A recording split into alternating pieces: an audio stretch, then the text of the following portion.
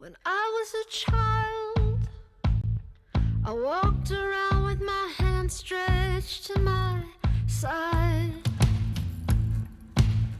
And in the front seat, I spread my fingers out when I learned to drive. Well, I was waiting for your hand. I was waiting for you. Yeah, I was waiting for your hand. I was waiting for you. When I was alone, I watched them slip as they sliced into my skin. At that hospital, where the blood poured over my arms and the light shined in. Well, I was waiting for your hand. I was waiting for you. Yeah, I was waiting for your hand. I was waiting for you.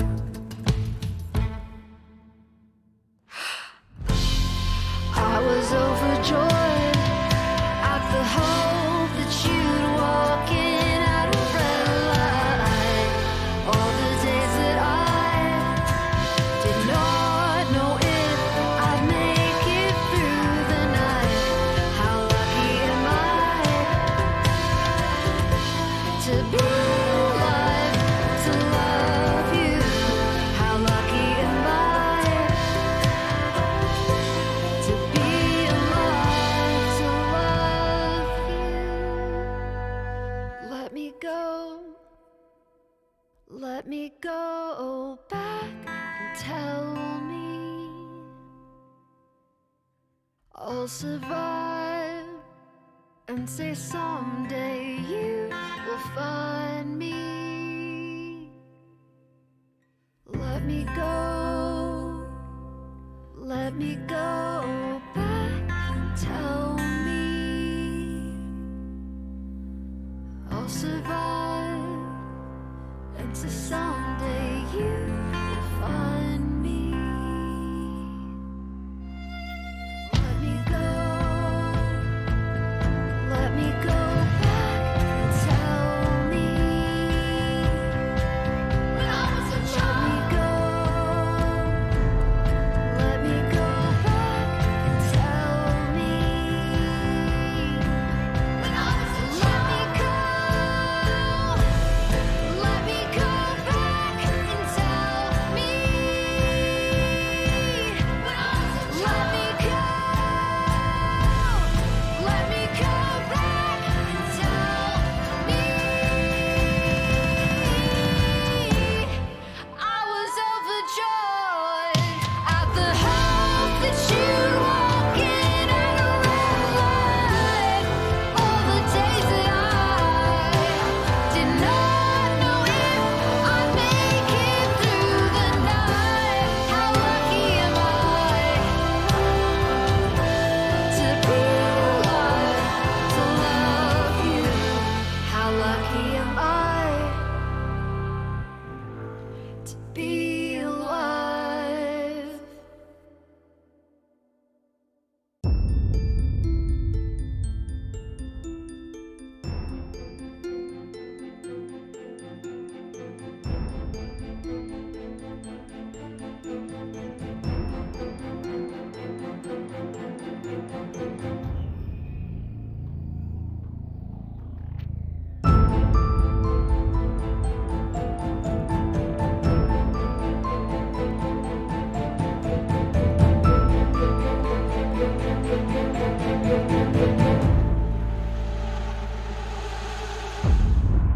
In a world ravaged by monsters, chaos, and strife, a land in turmoil cried out for a hero. They were adventurers, forged together in the threads of fate. They are not what the world wants, but what the world gets.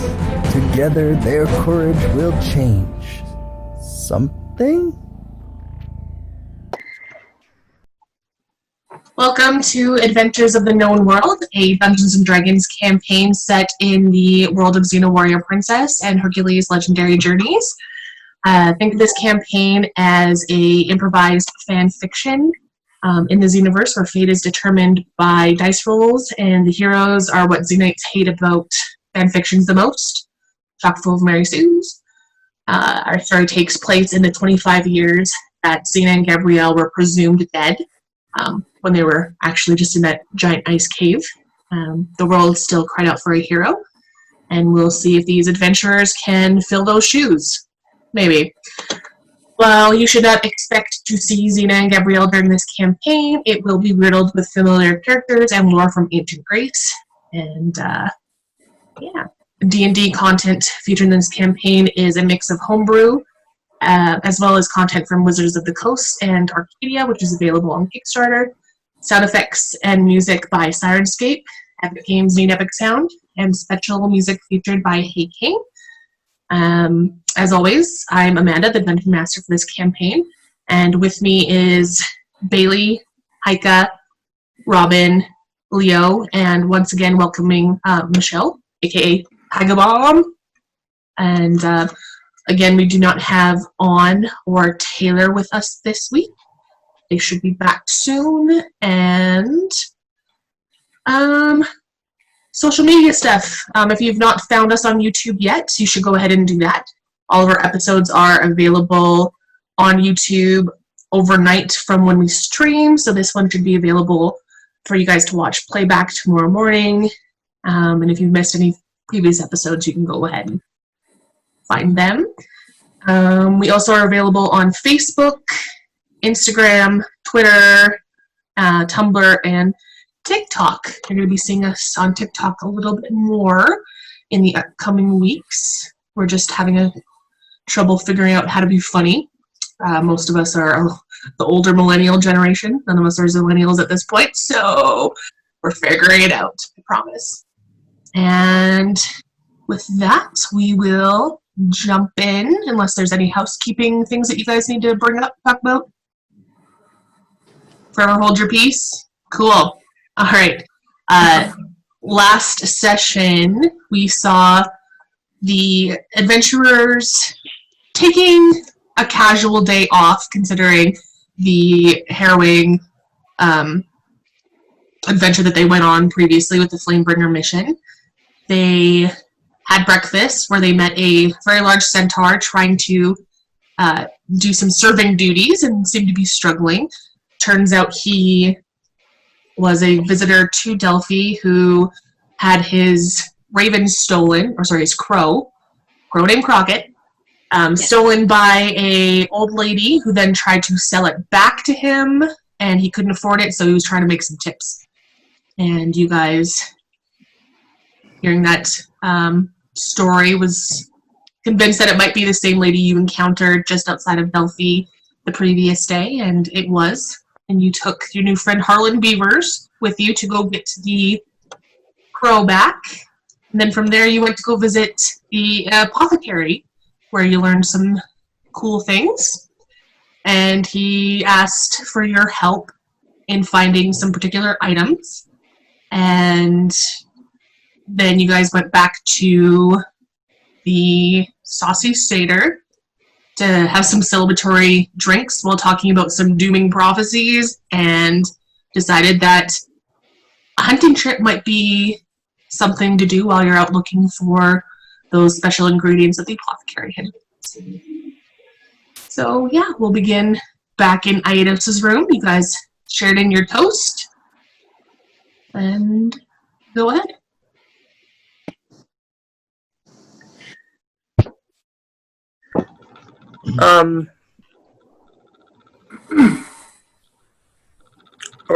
Are we going hunting right now then? It's in the middle of the day.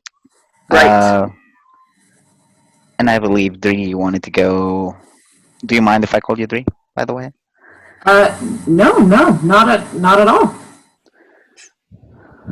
And I remember you wanted to go by night, right? Nighttime? Well, I mean, I'm happy to go during the day. I know I'm in the presence of two very talented hunters. I won't really be able to contribute, but if it's easier for you guys, that's fine by me. We can go later. Yeah, I guess we can go later. What, We don't want to make you feel uncomfortable. The can whole we? point is to see you in action. I want to see how it is hunting in the dark when you can actually see what you're doing. Yeah. Well, I'm not sure how much you'll be able to see of it, but yeah, if that's what you wish, I would be happy to accommodate. I think we'll manage. So we have, I mean, quite a few hours between now and then. What do you guys want to get up to? Get into? We didn't. Lunch? Well, we have to get some herbs or flowers. What was it that the apothecary wanted? Yeah, I have a list. We have a shopping list at this point. No, I have the list. Yes, I Do we believe it have was. something to eat before we... That will be a good idea, I guess. Lunch would be good. Oh yeah, I did write it. Oh yeah. If we're talking about the apothecary, if I remember correctly, and I'm fairly certain I do, it was some bungler's bane, pearls, some moon sugar, and the Timsicumbi flower. I Right. check the notes and I'm like, yep, that's exactly right, Dre. You're. Go ahead, sorry. No, go for it. I was just going to comment on Drianna's suddenly vastly improved memory. It's amazing what skills can come to you, you know, spending a night in a tree. I highly recommend it.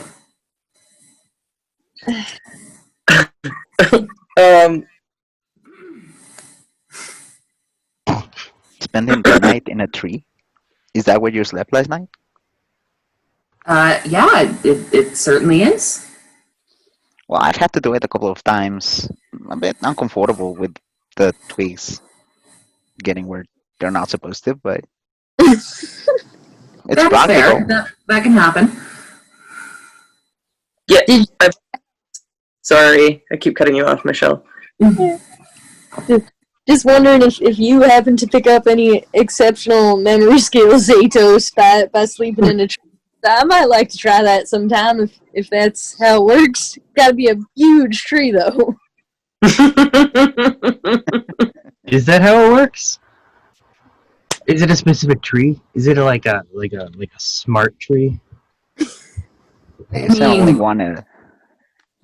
Perhaps it could be, and I just lucked upon it, but Because I picked a tree with a nice large branch right up against the bowl that would be, you know, comfortable to sleep in for the evening. So who knows? Maybe I did pick the smart tree.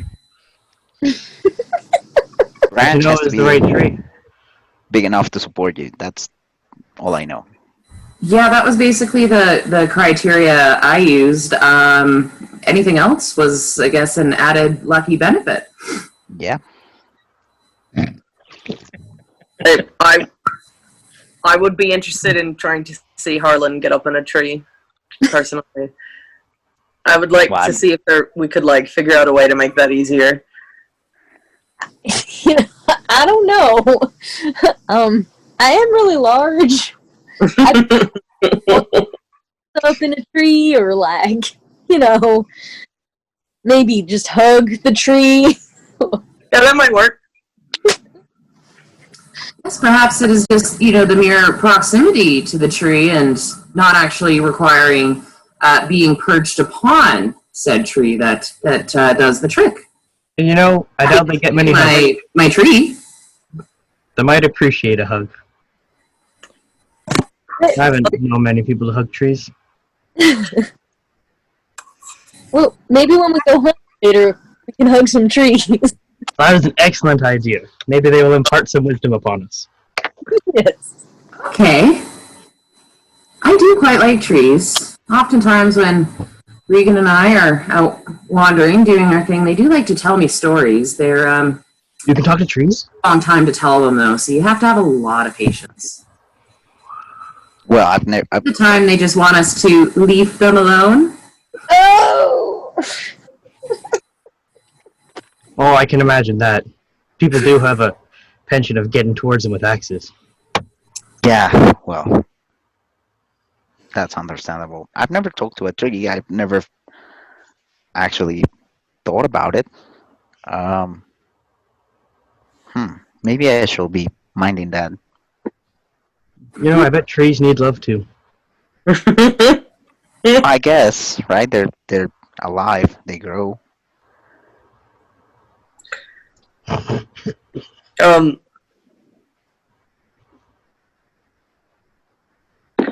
My aunt,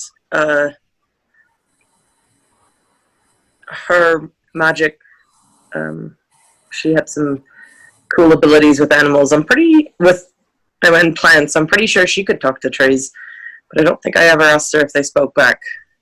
Really? Yeah. Wow. I don't know if they can, but I mean, trees stand for hundreds of years. They'd probably have some good stories if they could. Oh, they most certainly do.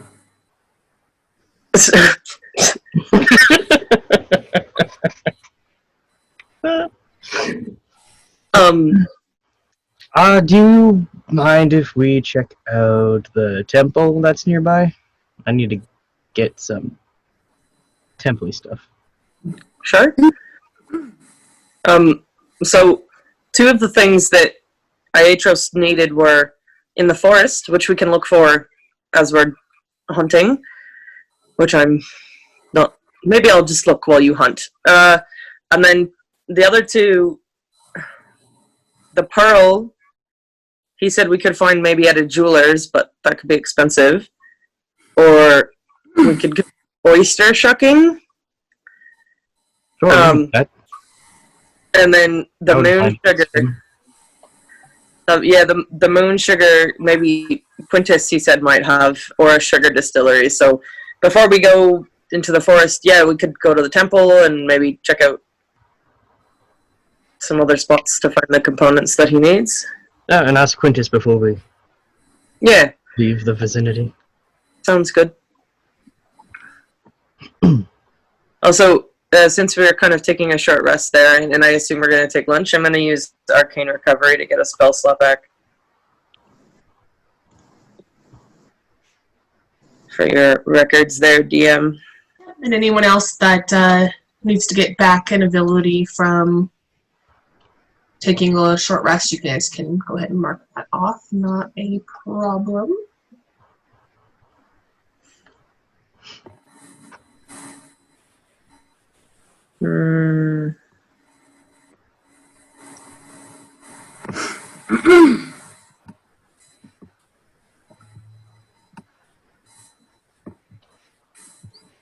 All right, I guess we'll head downstairs, have some lunch before we go. Talk to Quintus. What? Yeah, I think that will be what? Lunch. Yes. Do you already know where do we have to go? Sorry, I was daydreaming for a minute. No, that's all right. Well, we have a couple options. If Quintus doesn't have any of the moon sugar, then we could go to a distillery. I don't know what that is. I don't know where we would find one. It makes booze. Yeah, but it says, like, he specifically said sugar distillery. They just, like, make sugar? Sugar booze? It exists. Well, I feel your judgmentalness. I'm sure Quintus can help. And then I guess we could go looking for... Alright, talk to Quintus and then... Okay. Book you on out.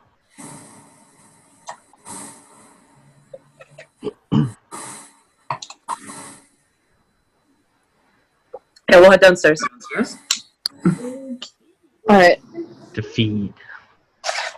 Yeah, you guys head downstairs. The tavern is semi-busy. It definitely isn't as full as it was for breakfast or for even the night before, just because it's like the first day of the Pythian Games. Everyone is out in the markets or out at the amphitheater and the arena.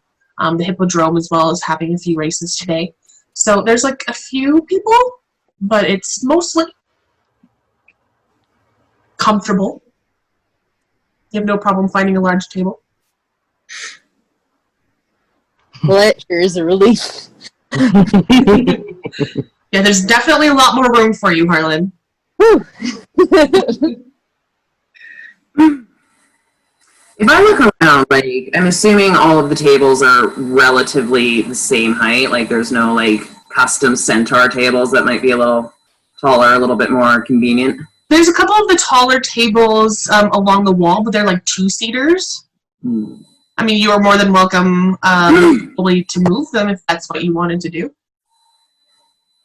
That's alright. That's super kind of you, but I can just stand while y'all dine.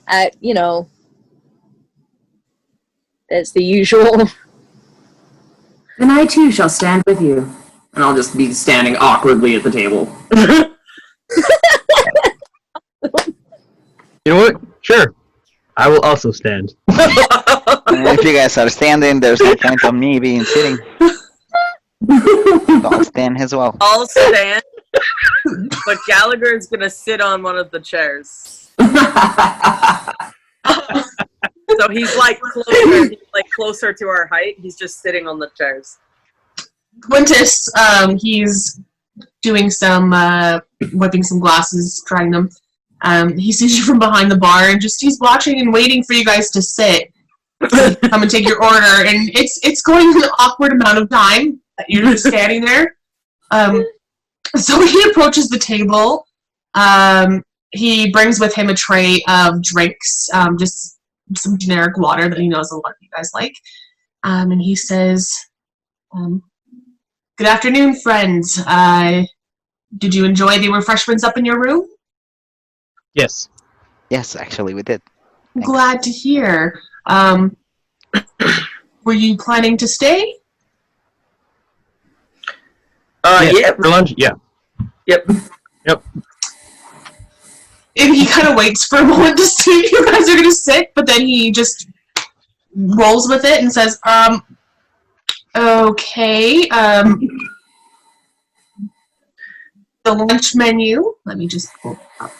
Does he appear to take notice of Gallagher sitting at the table? I mean, he knows he's there, but he's not. He doesn't care. That's good. He finds it more interesting that you guys are just standing.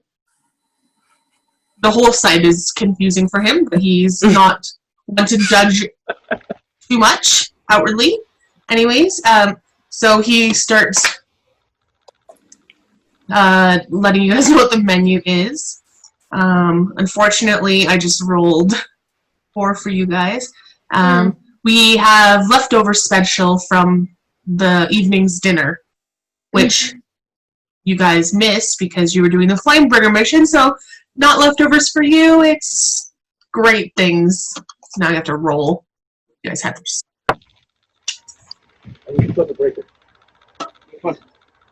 We have a shepherd's pie for the regular lunch, or we have some really good bovine strips that are pan-seared with garlic butter, served with some steamed veggies and some bread.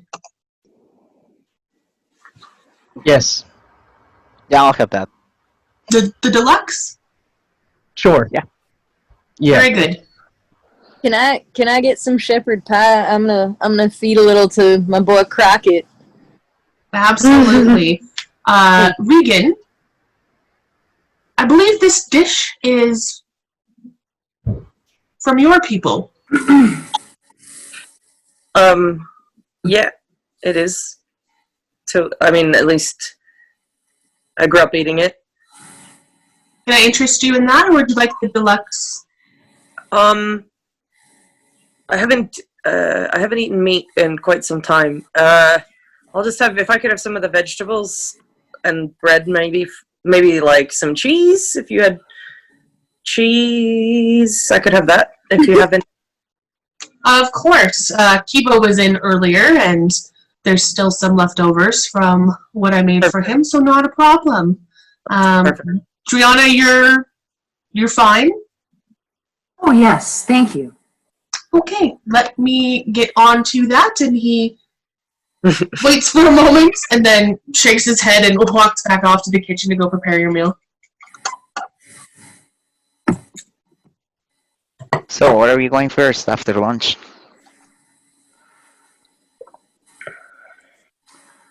Oh, well, where is this temple that you were wanting to visit, Chares? No idea. Perhaps the first step would be then to ask for directions, and perhaps some of the other things which we seek, we might be blessed enough to find along the way. Sure. Yeah, when Quintus returns, we should ask him about the moon sugar. Someone remind me, because I totally forgot. In the weirdness of all of this. And I'll, like, motion to all of us just standing around the table. Guys, you can really sit down. You don't have No. to. Wait, is this not typically normal? I myself have never just stood around the table to eat. Oh, When there were chairs. right. Yep. More normal and comfortable for you if I move the chairs to a different location. Oh, that would probably work better. Collecting Yeah. the chairs I'll help with that. across the room. Just move the chairs out of the way. This is a tavern. Isn't there like a bar where the table is higher? Can we move We there? just go stand at the bar, yeah. I guess, I mean, if we're going to be standing, a bar might make more sense, right? It's a little bit higher usually. Smart. Let's go. To the bar. So, Quintus watches as Drianna just starts moving the chairs over from the massive table for you guys all to decide to just come to the bar and stand. He raises his eyebrows and then goes back to what he's doing. He's already put your order back into the kitchen with his ladies, and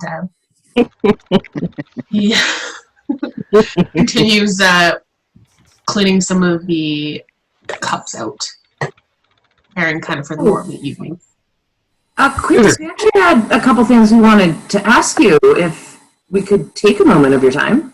Of course, anything for friends. Moon sugar. Moon sugar. That's an interesting request. Most people prefer it in its liquid form or in food. Did you want that with your sticks? On the side. On the side. Okay, not a problem. How much are you requiring? Lots. Lots. Okay. That's a bit subjective. Lots to get a sugar high. Lots for seasoning. Sorry, go ahead. To take it with us. Keep in like a, I don't know, Reagan. How much? Reagan, Like, you know, like a bag? Do you have a bag of it that you have to spare? I have a very large bag, and if I could put it in a smaller bag for you. That's perfect. Okay. Yeah, not a problem. Did you want to sample the liquid form, or you just want the sugar crystals? both. Is the Both. liquid alcohol? It is. It can be distilled into something called rum. Ooh, can I have some rum? Sure, have you had it before? It's from tropical places far, far from here. Nah, I ain't. I only had whiskey. I would also like to try this. Not Yeah. a problem. He goes beneath the bar and pulls out it's a fancy little bottle, but it's only about that big. and he pulls out these tiny, tiny little wooden goblets, about that big, and he pours them in, and he starts explaining to you the process that it's not something that's really found in Greece. Sugar is, but the process of making it into a liquid beverage, especially with the alcohol content, is definitely important. And that's what he specializes in, is bringing new things into Greece. So he, who, the two of you want shots? Who else? Yes. Please and thank you. So he goes ahead and gets shot glasses to you, and then he corks his bottle, places it back underneath the bar, and says, I will go prepare a bag of the crystals for you, not a problem. And he disappears behind the doors into the kitchen. I take the shot. Wait, we gotta cheers. Okay. All right. What? So we gotta maintain eye contact with one another and slam the shot glass on the table, and then do the shot. Okay. We're back to like new friends. Sure. All right. Ready? Yes. To new friends. The new friends. I drink my water awkwardly. He's just staring at you guys like in fascination. Yes. Oh, I don't know if I've ever seen this particular custom before. Maybe a long time ago. Tell me, what is this cheers? Well, we cheersed upstairs earlier. It's similar to that. It's just a different way of just a different way of doing it. Interesting. More casual. Would you like to do your little lady? Oh, I would, but I find I don't really have a constitution for what you guys call the booze. It doesn't sit well with me. Yeah, I know some ladies can't hold their liquor. I understand. Well, I mean, I think I do all right normally. I just, if we're gonna go looking for stuff, I didn't want to be. Maybe I don't. Maybe I would get drunk, actually. Probably better safe than sorry. Yeah, that's exactly why I don't want to overdo it myself. I understand. I regularly don't want to do it when I have a hunting trip pending. I'd just be afraid that while I'm looking for those flowers that Aetos needs, I'd pick the wrong flowers, be something stupid, and then he doesn't have the greatest eyesight, so what if he mixed it in when he was making some potion for the nobles, and it turned whatever he was making super toxic and killed a bunch of people. That might just be me being paranoid, though. Wow. Wouldn't you notice? Whoa. I don't know. He's really old. His eyesight didn't seem to be very good. He might not notice. Well, has he killed anybody yet? I don't know. We just met him. I mean, that's true. That's true. I would just want to make sure that we're giving him the right stuff. I'd be afraid that if I was all liquored up on the moon sugar, or the rum, as Quintus called it, I'd give him some I type think of... not till later. And in the army, we learned quickly when to drink when we could. No, absolutely. No judgment. I think maybe Harlan was right, and maybe my constitution would not be as strong as you guys. Yeah. I think it's more to do with how large a person is. Probably. I've seen some ladies have hot. Well, that's true. Yep. Well, I personally agree with Aetos. I mean, hunting can be dangerous enough as it is. I would hate for any unfortunate accidents to occur. Safety. Good thing it's lunchtime and we're not hunting till later. Oh, yes, very true. Yeah, Um, true. hunting is not really my thing. Like, do you only just use bow and arrow? What else do you hunt with? Well, you can hunt with basically any weapon that you feel comfortable with. Range weapons are usually preferred just because you can be more quiet when approaching your prey. Hmm. Otherwise, if you go for a sword or a dagger, you will probably have to struggle with the actual beast. But You can't use any of those. technically, you can do it with anything. Hey, Magic? little. If you go hunting with us, I'll show you how to use a bow and arrow. That So, will you join us? Yeah, come on. We can do flowers along the way. Yeah, come on. yeah, no, I Yes the thing or no? that I don't, so like I'm totally fine with you guys, taking what you need to eat. But like I don't eat meat, so like I think I'd feel like really bad if I like killed something and then didn't eat it. Like I'd feel really guilty about that. But like I can totally come with you, and like I'll definitely try and use the bow and arrow thing. I could shoot it at a tree or like the ground. Didn't we just establish the trees have feeling as well? Yeah, did we not just go over this? Okay, you're right. So I'll shoot it at the ground. What about the grass?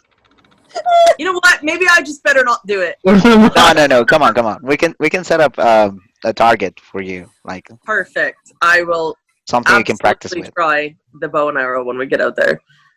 All right. With that, Quintus comes out with a tray of your preferred meals, as well as a small pouch containing the moon sugar. And he gives you guys your prices, and so that is the deluxe meal were 8 silver. If you got the steaks, if you got the shepherd's pie, or in Drianna's case, the veggies, it's 3 silver. Reagan. Getting my girls mixed up. And then he asks if you are going to be staying another night. He reminds you the prices for staying at, except for, of course, Aetos, whose room's covered. And Harlan, your room is covered too. But everything else, the nightly rate is the 5 silver pieces. However, he will do the weekly rate for the 3 gold. Okay. Well, I mean, it does appear for the immediate future we're planning on staying here. What do you think, Reagan? Nightly or just week and Yep, weekly's fine. I'll drop it down for the weekly. you said that was 3 gold? Yeah. I'll dig in my pouch and pass you 3.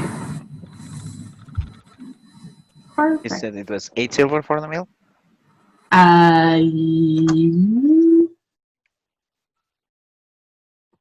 Yeah, if you got the deluxe meal.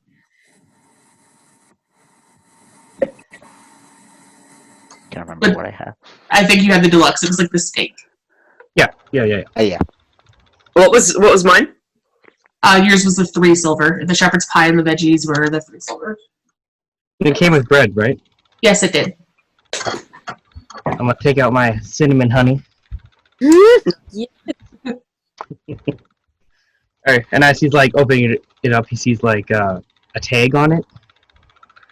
And it says Cassandra's honey, and at the bottom it says her room number at the Saucy Seder. Someone checked his inventory. And with an invitation. And so he's just looking at it. He goes, "Oh, I think the honey lady wants to speak to me." And I show them the tag. I think she needs help with something. Yep. I do. I think she needs help with something. The thing is, does she need the 5 of us or just Chares? I think this one may have just been Chares. I think she's propositioning you Oh boy. For what? for sex. What? No. Yes? No. I Are think, you sure? No, I don't. I mean, I'm not sure. No, but I mean, yeah. Go get him, little doggy. Is that Are you sure? Come on, man. not how people typically proposition one another for intercourse? There's lots of ways that it can be done, but this one is. I mean, like I said, she may just want to talk, but I mean, if she wanted to talk, she could have talked to you when you were standing in front of her. So Yeah. I But if don't she see needed how. help with something sensitive. Yes, Yeah, that's what they're saying. I mean, it's possible. It's very possible. It could be a private matter. Maybe I'll just bring my warhammer just in case. To show that I mean business. You know? Yeah. Always good to be armed. I guess. That's kinky. Okay. Would anyone I'm- come with? I mean, she was quite attractive. So Yeah. She smelled very good. Like honey. Yes, like exactly. what was her name? I don't remember. I don't even know. Cassandra. Well. I mean, maybe just be careful, just in case. There's a lot of work going on. Right. Fine. Do you hold on? Does Kintus perhaps have like a lemon? Why am I still in character? Does Kintus have a lemon behind the bar like that? Like, can I ask for a lemon? There a lemon? Yeah, he will bring you a lemon, not a problem. Did you want it sliced or just solid? Can I get it sliced in half and actually hollowed out? I'm about to help my boy out here so I don't get into trouble, you know what I mean? What? Not a problem. That's interesting. He goes and picks out a whole lemon. Alright. You know what to do with it. What? How do you say charo? Charis. What? Fucked that up. How do you say your name? Charis. Chares. I butchered that. Hey, Chares. So you know what to do, buddy? What? You don't want no little, like, honeybees buzzing around, you know what I'm saying? So if you just take But this... that's her job. Oh, man. Yeah.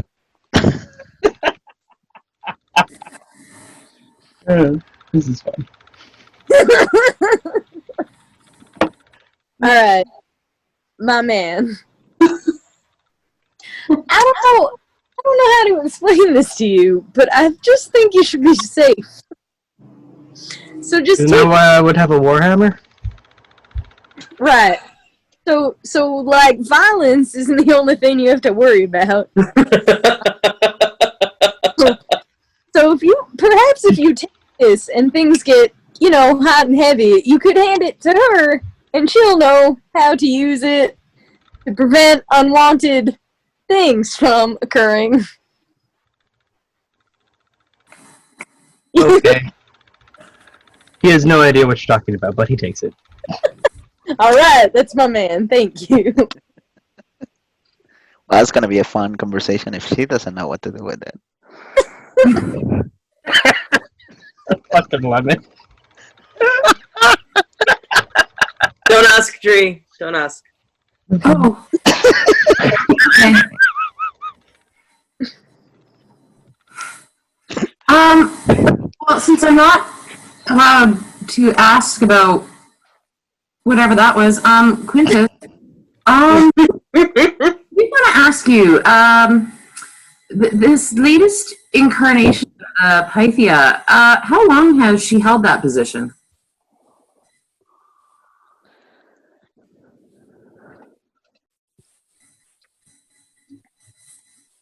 Sorry, you're asking Quintus? Yeah. Current Pythia took the position of just a little over a year ago.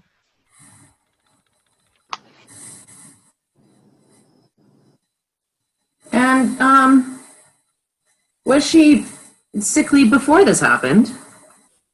Sickly? No, of course not. Healthy girl.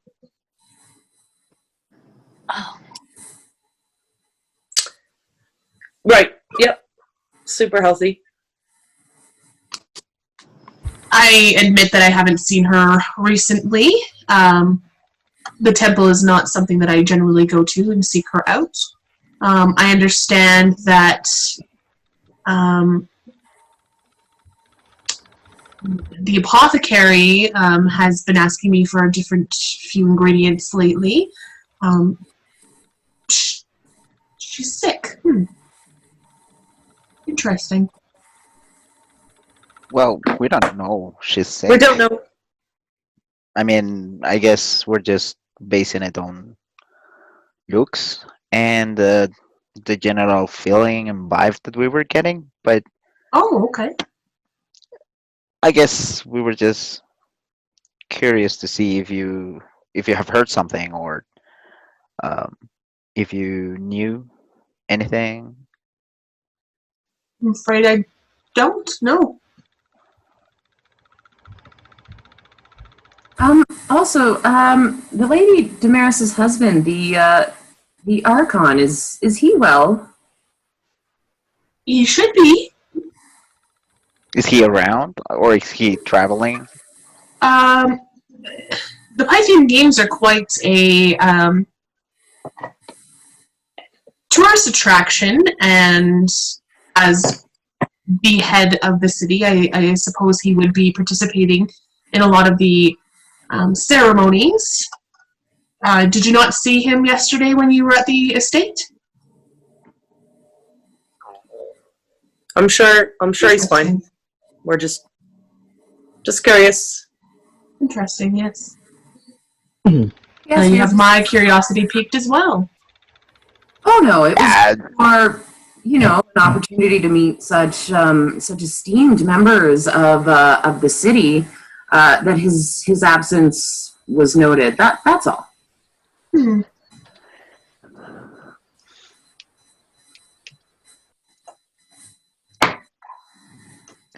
I'm pretty sure there's nothing like that. So. Well, I hope not. Is there anything else I can get for you? Nope. I think we'll be on our way once we're done eating. Wonderful. What are your plans for the afternoon? Oh, temple. Flowers. I need to go to the temple. A temple. I need to go to a place that has holy things. Well, we have the Temple of Apollo, as you know. And there is a smaller temple near the Colosseum, the Sanctuary of Athena. Yes, I get that face quite a bit. She does have a little bit of a... It's not as big as the Temple to Apollo, just because everyone here tends to favor that god, and he has a lot of influence over the city. However, there's a small shrine to Athena. And they would have the holy things I could get? Depending on the holy things that you need. Water. And holy water. piece Oh, of okay. paper with words on it. Okay. Perhaps the Temple of Apollo, they only allow one person into the temple at a time. So, considering the timing, you might have some difficulties getting in. I believe there might be someone to help you at the Sanctuary of Athena, as well as the Castalian spring. I'm not sure if it's the holy water that you require. However, it does run beneath the Temple of Apollo, and the tradition is if you would like to speak to the oracle, you have to bathe in the spring to cleanse of your negative energy before you speak with her. It might work for you depending on what the need is for. Okay. I just need holy water. You could try either or. Okay. Thank you. Thank you, Curtis. The meal was delicious. Thank you. Yes, as always. Well, friends, enjoy your afternoon. I'll be here if you should ever need me. And he goes behind into the kitchens. Well, Interesting fellow. Chares, Go ahead. I don't know how much you need. I do have a flask of holy water. Oh, well, that would be great. Yeah. Sweet, thanks. Will that be enough for whatever your needs are? For now, yes. Thank you. So I huddle a little to the group and speak in a quieter voice. Hey guys, maybe we should refrain from questioning regarding the Archon and the family. I mean, not that I distrust Quintus, but we don't know what's going on or how people are involved. Just saying. We don't I want agree. people to know that we're like looking into stuff. I agree. I also just don't want, like, the Archon is very clearly an important person in this city. The Oracle is very clearly an important person in this city. The last thing we want is to spread any panic that they might be sick. Or raise attention to ourselves. I mean, not it. I mean, it's not. I just have a bad feeling about the whole thing, and it's politics at the end. I mean, the Archon and his wife, they're important political figures in the city. The Right. Oracle is a religious figure, and those kind of things you don't want to mix up with it. I mean, you don't want to cross them. So I had actually hoped that maybe when Cephas and Kiba return, that maybe we could speak to Damaris herself and maybe see if we could get some answers. But I don't mind. I don't mind speaking directly to them. I mean, if she doesn't want to answer us, she doesn't have to. I don't think we should press her. But I just think that we should keep it between ourselves and not ask anyone other than Damaris, or maybe Aetos, because I don't think he'd remember if we asked him anyway. So, Aetos. yeah. Oh, I'm sorry. I didn't realize. But I can keep secrets. I'll be very good. Yeah, I just want to have a better understanding of who's who before we start bringing more attention to the whole thing. Agreed? Yes. Absolutely. I think it's a bad idea to be telling people that leaders might be sick. So I'd like to do I have a few questions that I'd like to answer before we attempted to speak to Damaris anyway. Some research. But I do think there are questions that we could ask. But I do think we need to be prepared and be cautious because they're obviously powerful, like Aetos said. So just be smart about it. Perhaps Chares' impending new lover might know some stuff.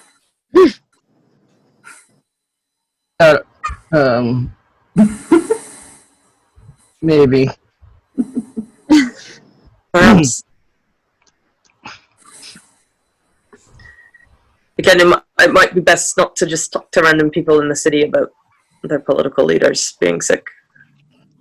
Yeah, I don't think. Conjugal relations, she would not be a random person anymore. She would still be pretty random. Anyway, yeah, so where are we going? Do you want to go to the beach and see if we can find some oysters? Let's go swimming. All right.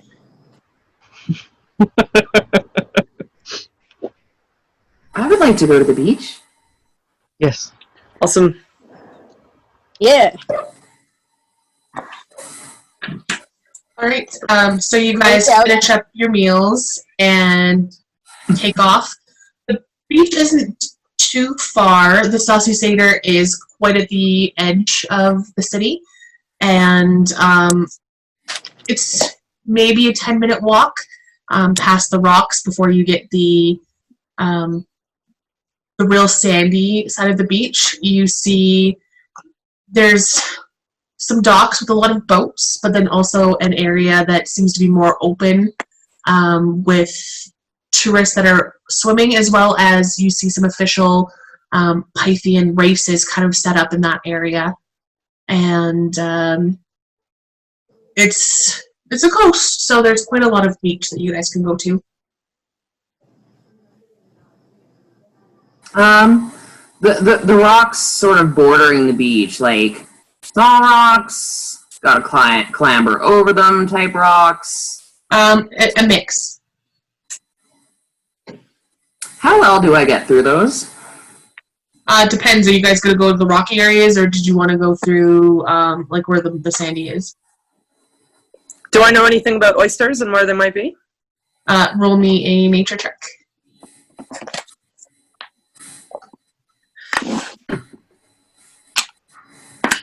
Oh, that's... Oh god.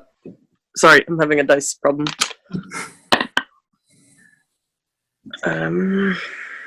It's not great.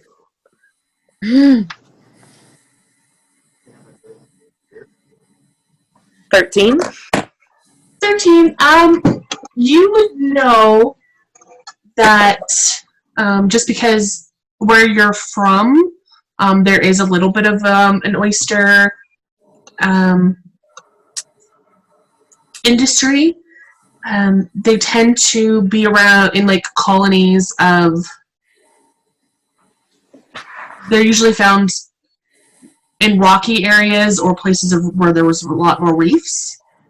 They're not as commonly found in places where it's just like pure sand. Alright, so I'll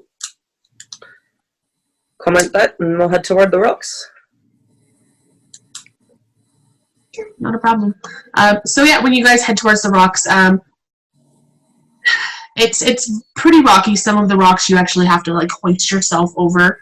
Some of them are just easy jumping from one to one.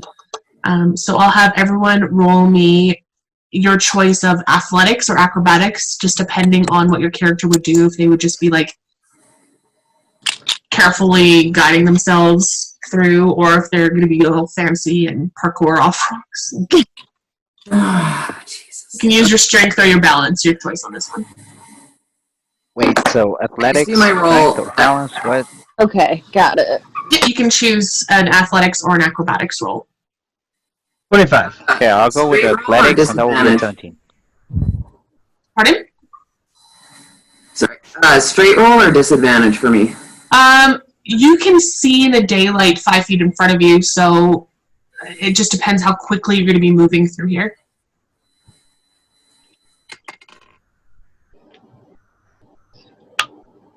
That's 17 for me.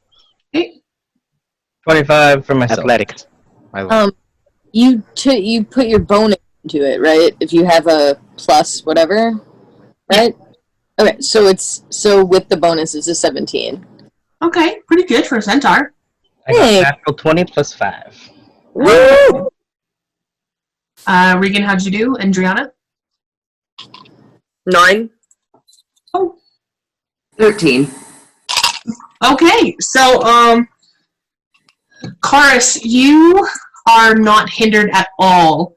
You bounce from rock to rock, sometimes a little bit more graceful than others, but you seem to be having quite the ease going through this terrain, and you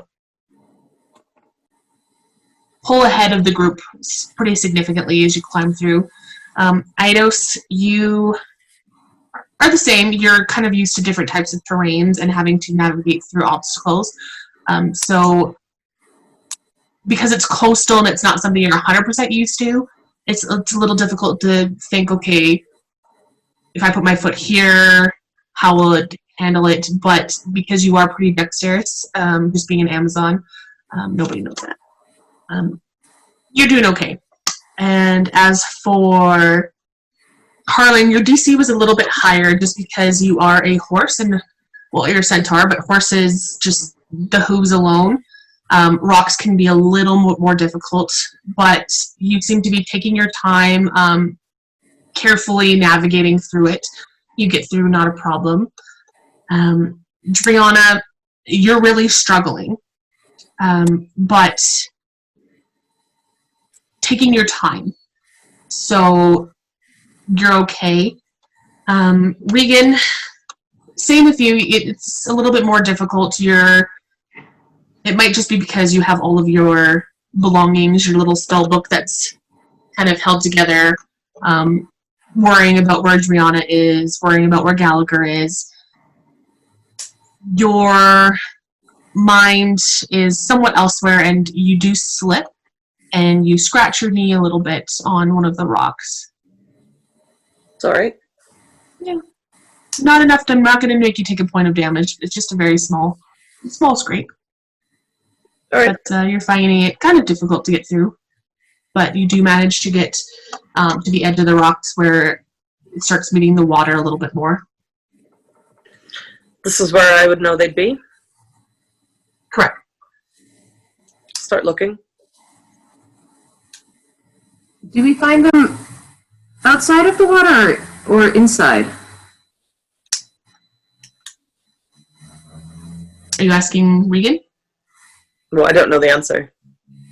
Yeah, sometimes they're in, sometimes they're out. Yeah, I'll just start looking around. Sorry, Harlan probably doesn't know anything about oysters, I'd imagine. Probably not. Okay. Probably Aetos either. I mean, do I know how they look like?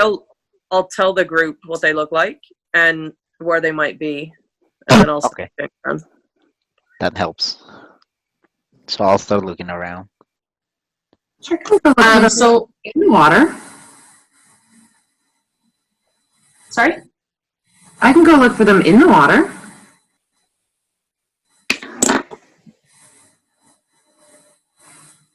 Yeah, you can look wherever they'd be in this area. Anyone can look wherever they want. And I You know that they're usually attached to either rocks or reefs. Oh. Sorry, say that again. So Who? I super interrupted Amanda. I'm sorry. I think she's talking about you. Yeah. Oh, since I'm going in the water, I immediately strip off all of my clothing.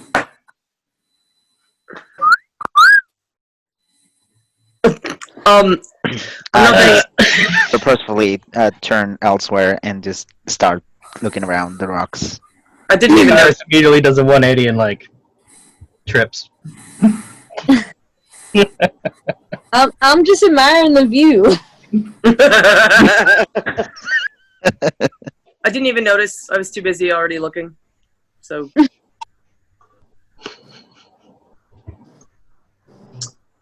Okay. So if everyone's going to be looking, I'll have everyone roll me, and let's go with an investigation check to see what you find. Or perception. Okay. Perception? I'm looking. Pardon? I'm looking pretty secretly, like pretty detailed in between the rocks and stuff. Yeah, I would say investigation. the people that don't really know what an oyster would be, I'm going to go with a perception. They're just kind of keeping an eye out for interesting things. Okay. I got a big ol' 9. Wait, is that going to be an investigation or perception for me? I would say a... Perception, right? Yeah. That's a 3. I rolled a nat 20. Oh, what? Natural 20. Perfect. 14 for me. 23. 23. So, oh dear, where did this go? Harlan, it doesn't take you time at all. You see these really rough-looking shells in a clump, kind of in between the cracks of some of the rocks, just at the shoreline. You actually ended up stepping on one, and there was a pearl inside, and you found it, and you're just like, oh, that was easy, and there was a lot of them. So you managed to. How are you going to collect them? Holy smokes. I don't have... Do I have, like, a bag or anything? Jesus Christ. Yeah, you should have a backpack on you. Alright, well, I'll take my... Actually, no. I have a great idea. I'm gonna take my cowboy hat. I'm gonna put the oysters in my cowboy hat. And just carry them around like a little basket. Awesome. Yeah, you managed to collect 7. Alright. Reagan, you find some pretty quickly, too. You find about 4 in that area that you're looking at. Drianna, you don't find any oysters. However, you do find something else that catches your eye because it resembles a pearl, but it's more like a teardrop shape, and it reflects the sun that's coming through the water quite nicely. And you find 3 of them. And you also, while you're down there, you find a really pretty aquatic flower that's attached to like a seaweed, but the flower on top of it kind of opens up and it's white, and it resembles a lily. How many did Drianna find? 3 of these teardrop shape. They look very similar. They're catching the light very similarly to a pearl. Sorry, say that again? There's 3 pearl lake objects that are teardrop shaped, that are just lying loosely on the ocean floor. Did I find 4 pearls or 4 oysters? 4 oysters.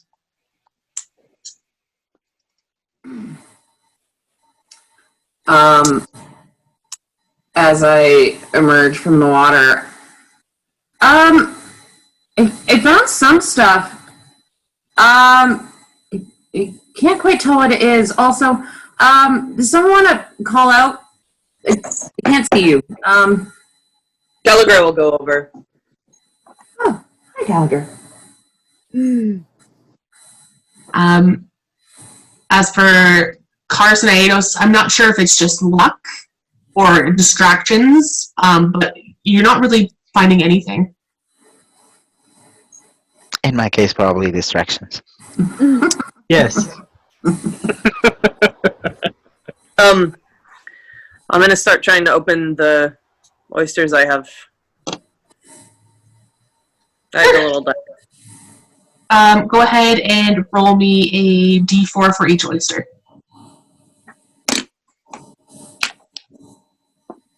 1, No pearl in there. 3, No pearl in there. 4. Found a pearl. Yay! And a 2. How many do we You need? found one. I found 2. You found 2 pearls. He didn't say.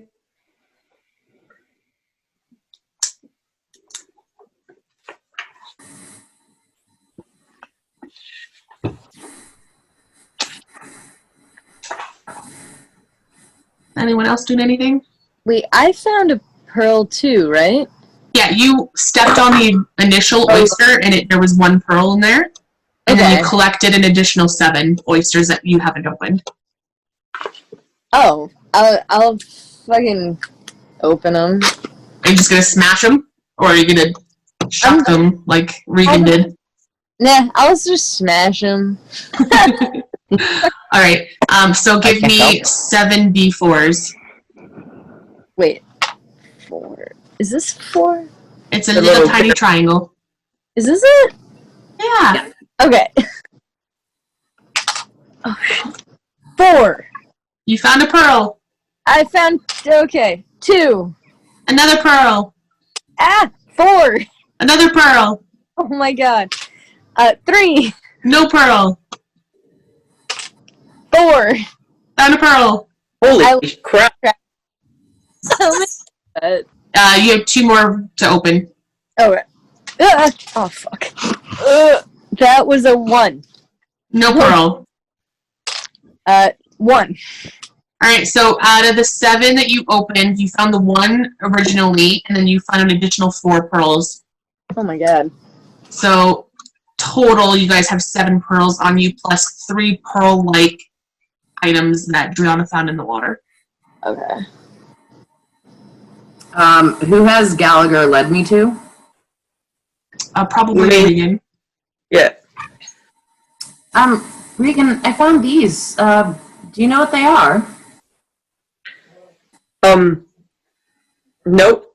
Dree, I know I'm pretty used to, you know, I don't know if everyone's used to the, not everyone's super comfortable with nudity. It doesn't bother me, but. You just hear, like, from the distance, just, she's right! Oh, do people typically swim fully dressed? It seems odd. No, I mean, it makes sense. It obviously makes sense to, like, go when you're swimming if you don't have, like, other clothes, but, like, now that you're out of the water, it might be best if you put something on. Oh, okay, can you see Here, what your clothes? Yeah, I'll grab them. Oh, I'll get dressed.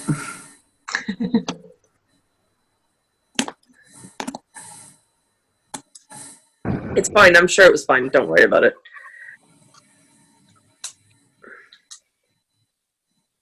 Can I see what it was she found? These, like, 3 pearl... Yeah, absolutely. Roll a nature check. Sure. I am not rolling super great tonight. It's only a 10. Welcome They to the have the club. same kind of pearlescent color. The shape is different, and it's you don't think it's pearl, but it's something very pretty. Probably worth keeping. Yeah, I don't... I didn't find them, in these, those oyster things, you were talking about. At least, I assume not, because they were just kind of there on the sand. Yeah, no, I don't think they're pearls. They might be something similar. We can ask a jeweler might know. Or,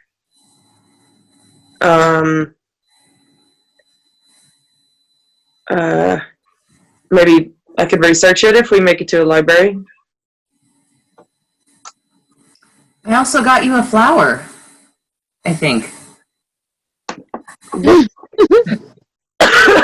Thanks, Street. Well, you're pretty. I mean, they're pretty. I mean, nice find. Have I seen a flower like this before? You can roll a nature check as well. Oh my god. Same. No, 12. It's 12.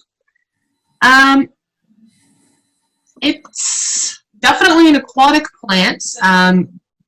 Nothing that you recognize, though. Definitely not in waters that you're used to. Copy.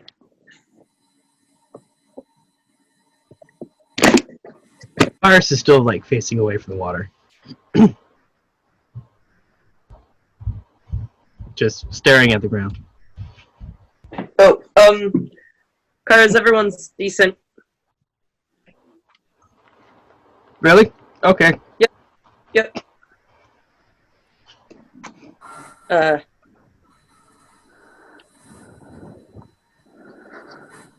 Well, so we've got the bag of moon sand and we have 7 pearls. That should be plenty.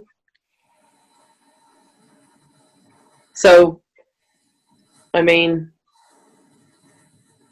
we could start. What time of day is it? It's probably closer to 3 in the afternoon now. Took an hour at lunch, kind of visiting, and probably we're out there for maybe an hour and a half to 2 hours. We still have a little bit of time, so what's next on the list? We need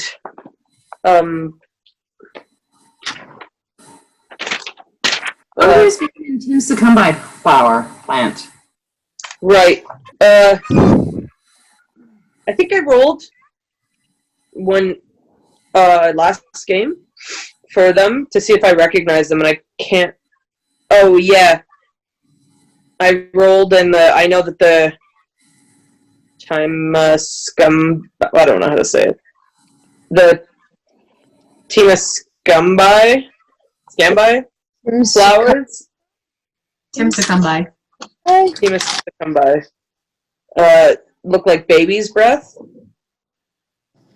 when I rolled, but I guess I didn't write anything, so I guess I didn't know what Bungler's Bane was, or I didn't roll for it. I don't know. That was the mushroom. Oh.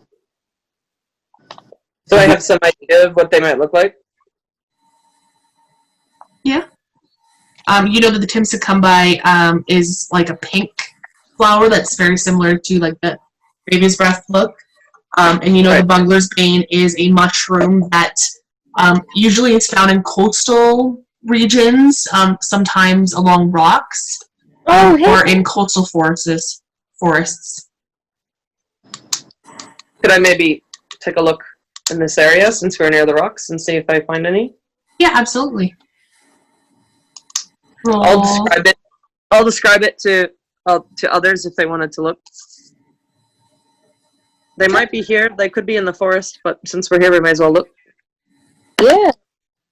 Natural 20. Perfect. Oh, well, Are looking. we all rolling? Yeah, you guys can all roll if you're all gonna look. I'm gonna be a dick. I wanna like help. Yeah, me too. What are we doing? Investigation, perception.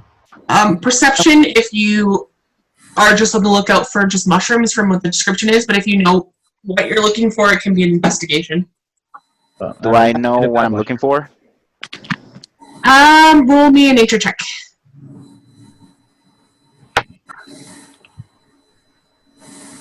I'll roll 1, 2. Sure, that's 15. 15. You know a good deal about mushrooms, just based in like the forested areas that you've been into before.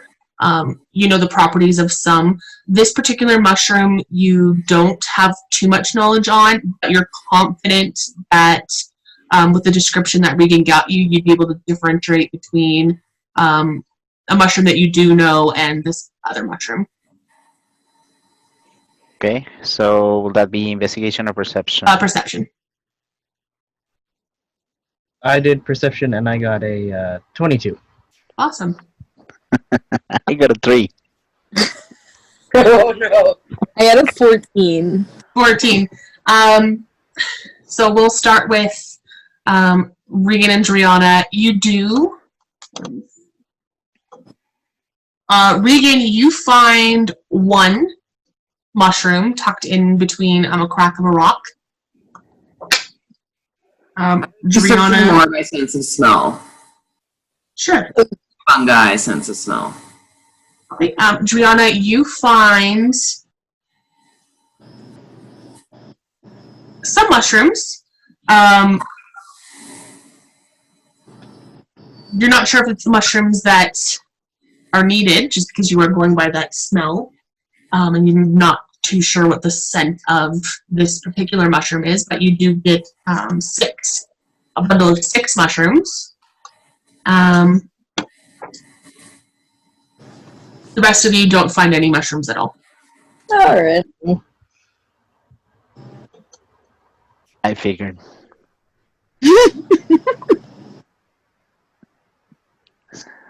I found one. You found one. Drianna found 6 mushrooms, but we're not sure if it's the correct ones because she was relying on her sense of smell. Are these what we're looking for? I just kind of found whatever mushrooms I could. Are they? Roll me a nature check. I mean, can I hold them up against the one that I have in my hand? Yeah, there's one one mushroom that looks like yours. Okay. The rest of them are just random mushrooms. You can roll a nature check to see if you recognize the other mushrooms. 22. 22. You recognize that the other 5 that she's holding, they're native to where you are. They are translucent. That's how you recognize them, is that translucency. They are called the Agona mushroom, and you know that they prefer cold climates. And they are also called the invisible mushroom because of how transparent they are, and that they can like really blend into the sea life in the colder climates of the north. Yeah. What were they called? Agona mushrooms. AGONAH.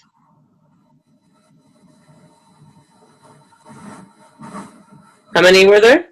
5. And I just found one. Yeah, you found one, and Drianna found one of the Bungler's Bane.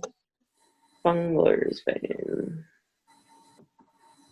I wrote Bulger. Were they useful? Did I find the right ones? You found one of the ones that we need. The other ones, it's kind of strange. They're here, I guess. I've never seen them here anyway. They're kind of where I'm from. Do I know, like, can you eat them? Are they harmful? With that nature check, people don't generally eat them. However, roll me a history. Even better. Now I'm rolling well better. 24. 24. You remember your aunt mentioning to you as a small child, you remember going to the cold beaches, usually in the fall time, and you would find these mushrooms and play with them, especially when your aunt was like more fishing. She'd have her rod out and you'd be playing in the water a little bit. And she mentioned once she didn't catch any of the fish that she wanted to, and you were like, well, why didn't you catch any fish, Auntie? And she said, oh, the fish must have been eating the Agona mushrooms. It makes them invisible. What? But, you know, your aunt always said weird stuff like that. It never occurred to you to think anything of it, but you have that fond memory. Sorry, what did she say? I missed it with Daisy barking. She said it was one particular fishing trip you were out with her. She didn't catch anything, and you were asking her about it, and she mentioned that the fish must have been eating the Agona mushrooms and were invisible today. Interesting. So you know that fish can eat them.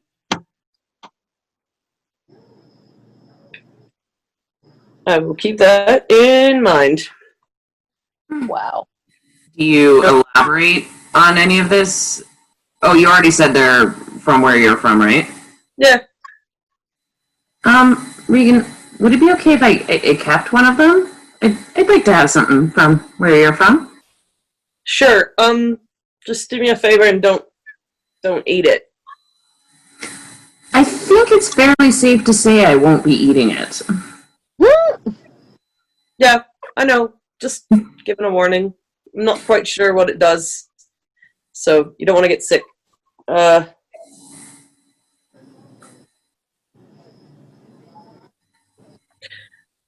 Well, I mean, so now we just need the flowers, and if we can find any more of the mushrooms while we're searching, then that might be good, but I think we're good for here, unless anyone wanted to go swimming, since we can't hunt right now. All right. Yeah, let's kill some time with some swimming. Yeah, I want Yeah, to. I guess we can go with swimming. Or gallop. Horses can swim. Yeah. Totally. Well, they can. Yeah. I wouldn't mind going swimming, but I should keep my clothes on, correct, Reagan? Do you have like a change of clothes?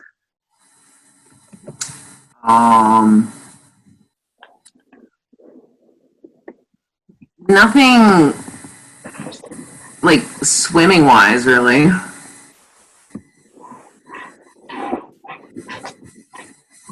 What season is it? Is it summer?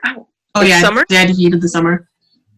I mean, maybe just take off any like bulky clothes, and then they'll dry. You'll dry out. It's hot. It won't. I mean, all I wear is what you can see. Do you have like a? I just do I you won't go wear, swimming. It's fine. do you wear a cloak? Yes, I do wear a cloak. So don't swim with that on. Just swim with your clothes. They'll dry. My leather clothing, leather in the water. Oh my god. Hey, I mean, it's up to you. You can go naked. I don't care. The guys looked uncomfortable, so I was. I don't want to make the boys uncomfortable. You guys, I'll Just ask them, and then I like drop my cloak and I go in the water. Well, I don't mind. I'm certainly gonna swim nude. I unbuttoned my shirt and I got my fine 6-pack underneath because I'm a farmhand. I got muscles. I don't mind. I don't mind at all. I mean, if you feel comfortable, I'm totally good with it. Yeah, I Shit just about- want to You got 6 packs on that mini. Oh yeah. I just won't look till you're in the water. Yeah, there you go. I don't want to make. I've already been swimming. You know what? I've already been. You guys go do your thing. I'll just I will look for more mushrooms while you guys do that. I've already been in. I'm fine. Well, Chares is keeping his clothes on too. So Reagan, are you going for a swim?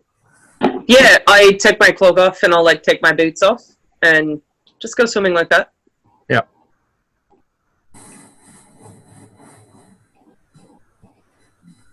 Yeah, I'll take my shirt off and boots. Any sort of additional equipment and just go in the water.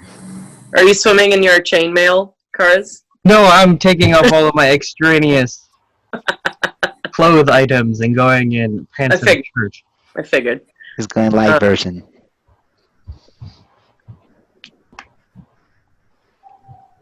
Just be sitting quietly on the beach, trying to like almost eavesdrop, listen to them having fun.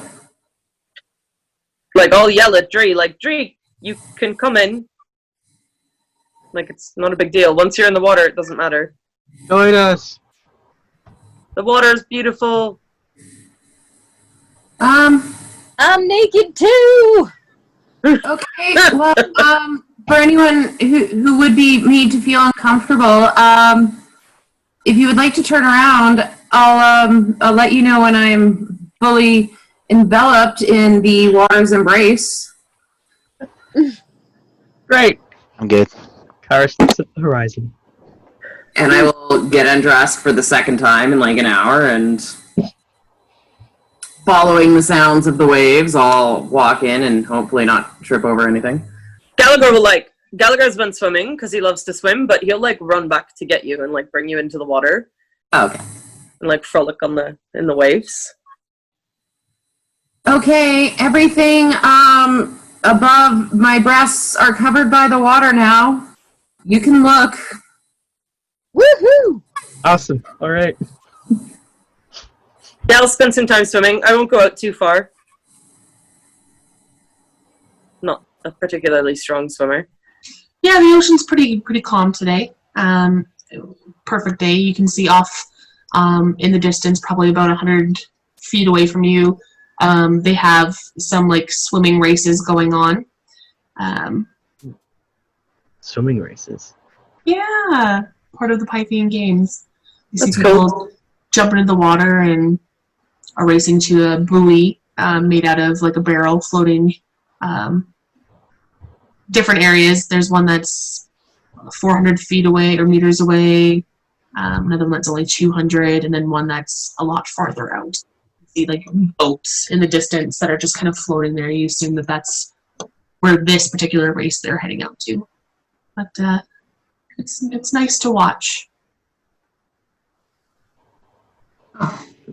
Can I like swim under the water a little bit and see what's underneath? Like, is there like fish life or ocean life? I don't know. Yeah, absolutely. Roll an perception check. Sure.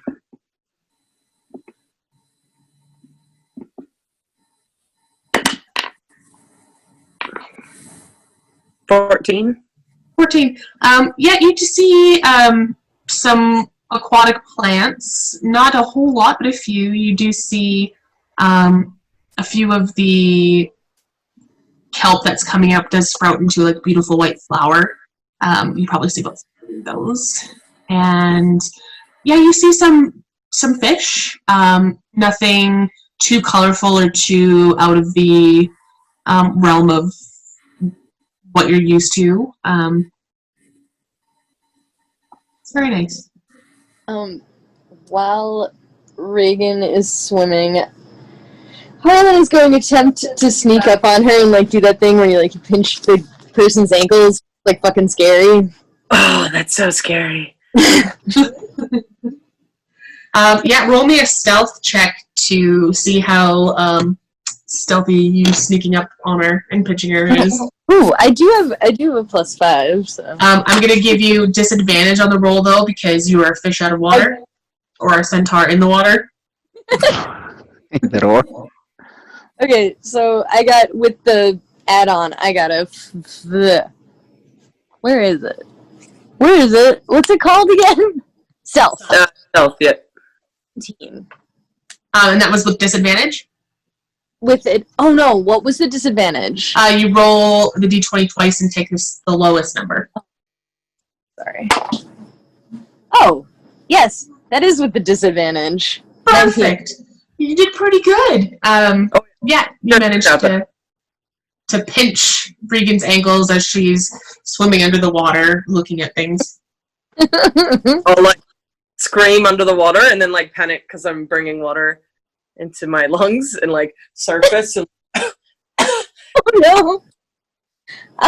I'm sorry, darling. I couldn't resist. You seem so caught up in them pretty things underneath the water, and I'm sorry.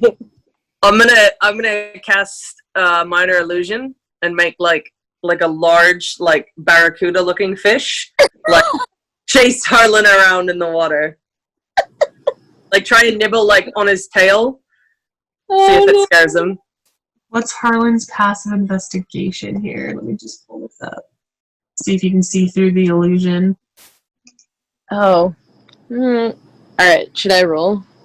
Bailey, what's your spell DC? 14. 14. Yeah, you actually have a pretty good passive investigation. But it's in the water, so it's a little bit more difficult. So yeah, you'll go ahead and roll for me. Nope. I got a 3. Wait, plus. Where's the 7? No way. Yeah, you see this large, teethy fish start swimming quite fast in your direction. So I flip out. I try. I don't know everybody's name. Like Aetos. I can't pronounce it.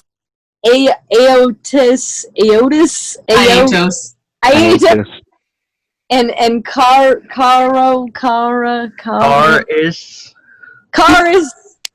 Like a car with an is. And I'm so sorry. And Drianna, like, oh god, we gotta get out of the water. Oh my god, it's like we're all gonna die. Like I'm really trying to like save all of them and like be like get on my back, like Grandma, go. I'll just be like, no, it's just a trick. It's a trick, and then I'll like. Wait, what's going on? I'll like make it like jump out of the water. Like this large fish, and then when it jumps out of the water, you can see Harlan that this fish is a little bit translucent and kind of flickers, like it's almost an image that isn't really there before it lands back in the water, and it looks a lot more real again. But you can get the sense that this is a trick of the mind. Oh dear Lord! All right. They'll just like, I'll have it like chase people around, but sorry. I mean, you got me, so I figured I'd get you back. Right. Yeah. Fair's fair. Sorry, if you still have a warm spot, you know. Yeah, I won't swim there, and I'll like move out of the way. While this has been going on, I've just been taking like handfuls of sand and like using it to like, wash like you do when you're like out in the woods and you got like zero supplies. Brilliant. Yeah. I shouldn't. Reagan, can you get my? I would ask someone else, but that would make them uncomfortable. Yes. What do you need? I can't always reach my back. Would you scrub my back? Yeah, I'll do it.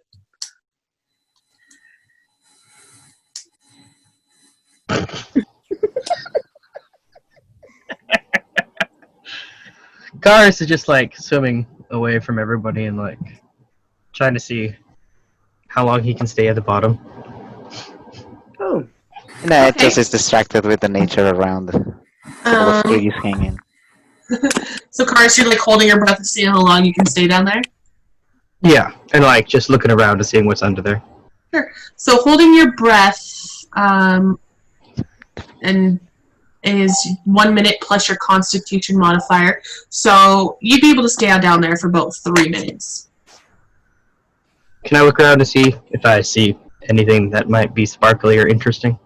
Sure. Roll me an investigation. Or perception, sorry. Perception. You're not really looking for something in particular. I'm looking 15. around for flowers. 15. 1-5.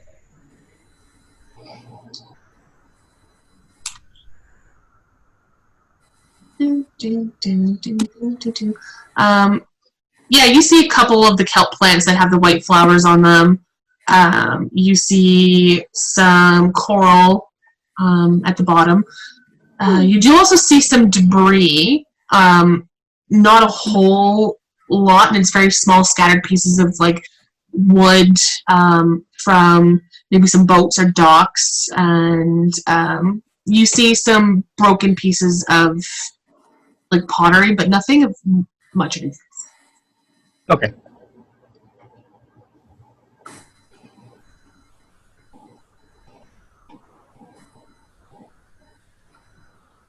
I'll just hang out and then eventually like get out and let my clothes dry. Just kind of relax in the sun. Might do some reading while everyone's frolicking around, I guess.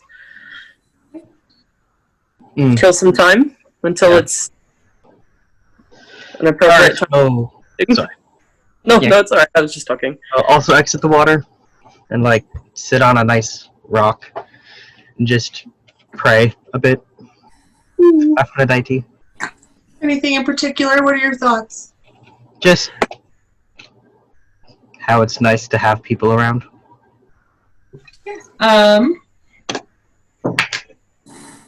As you are projecting your thoughts towards Aphrodite, roll me a perception check. Oh, fuck. Okay. What? Shit. 22. 22. Your hand kind of plays in the sand beside you, and as you're thinking about your god, you move some of the sand away, and you find a really nice, really shiny with pink and pearlescent colors, a nice little seashell. Ooh. I'll pick it up and look at it. A nice little seashell. It's like the perfect clammy one. Not rough like an oyster, but like a perfect clammy shell. Alright, well, I will keep Very it. beautiful. Very polished. That's cute. Yeah. I'll like whisper a thank you and hang on to it. Yeah. Roll me a religion check. Oh, that's not so great.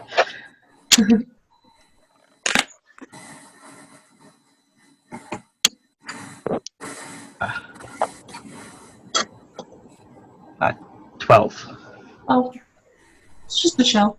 Just a shell.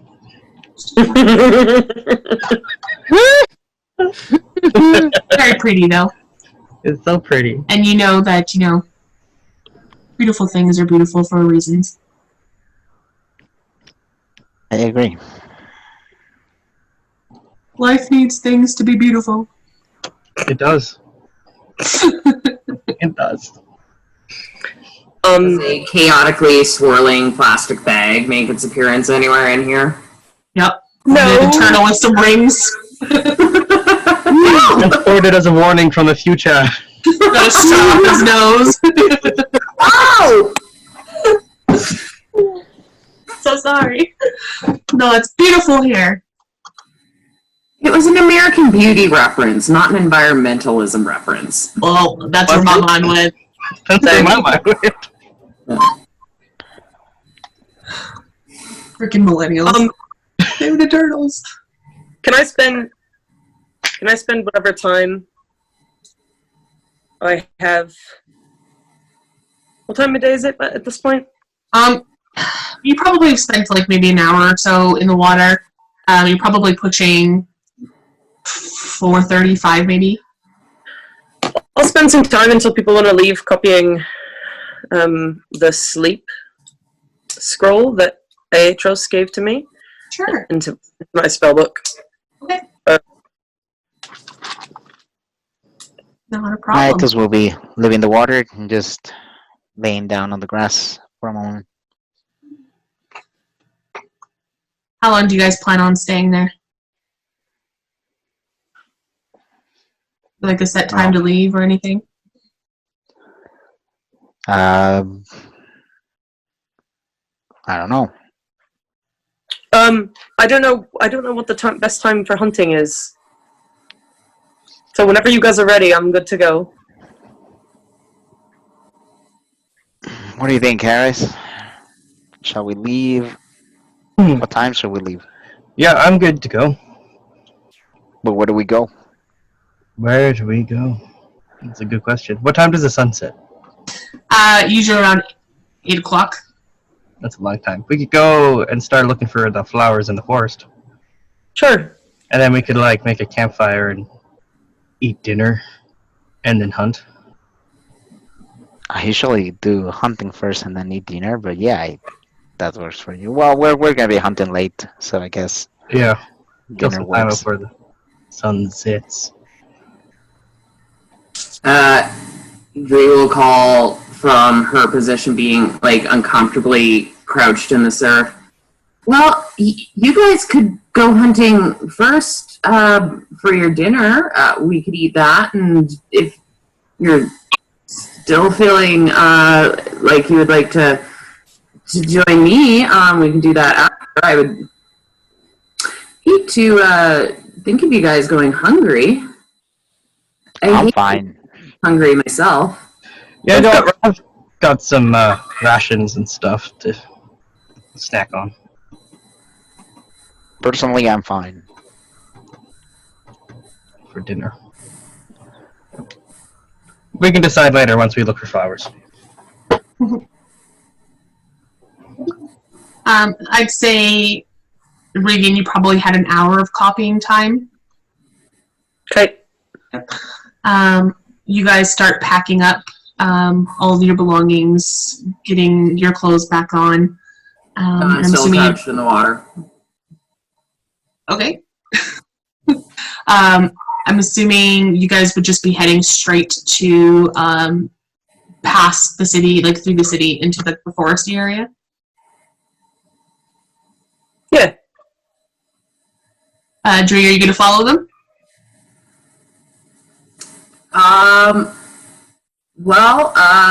Just sort of internally, Dree isn't sure how to exit the water without, again, making people uncomfortable. We'll just turn around. Yeah, I'll just. Oh yeah. I should have thought. Yeah, me and my nudity are coming out now. So, if you need to, please feel free to avert thine eyes. Okay, I am emerging now.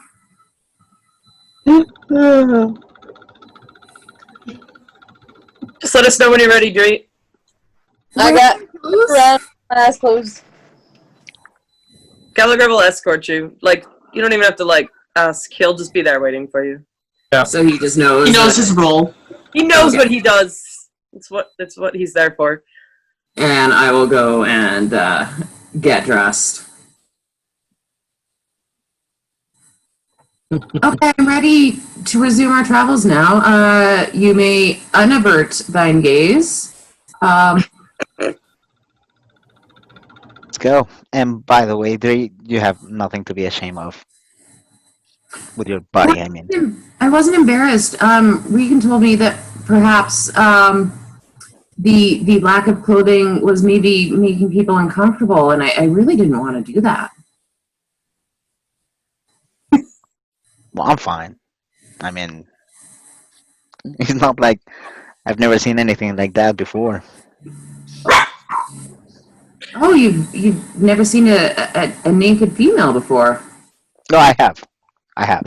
Oh. That's what I'm saying. It's not like I've never seen it before. Oh, you've never seen. Sorry. Yeah. So, not sure about our friend here. Chares. What? I'll do by his reaction. I think some people are just comfortable with different levels of nudity. It's fine. Let's just walk. All right, so you guys walk through the town. You do pass the main road, which opens up into the Agora. You see it's still quite busy with a lot of vendors. You see that people are starting to head towards the different taverns in the city, probably just because it is around dinner time. Lots of different athletes walking around, tourists. You see some of the bards in their bardic costumes as you pass through. And probably within the hour, you find yourself in more of a foresty area up the mountain a little bit more, just off the path that you had taken yesterday.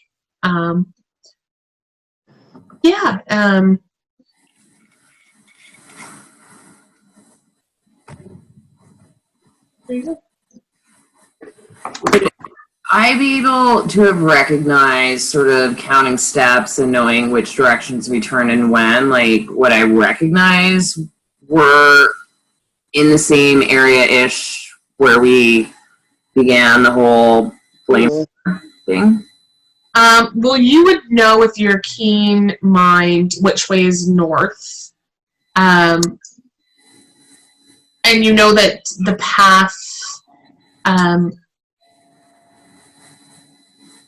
was mostly moving north, but you would have recognized that you went off the path, especially since you can see the 5 feet in front of you, and you went from kind of like more of like a dirt road through the foothills, the rocky foothills, technically just outside of Delphi, into the more foresty area. You can definitely tell.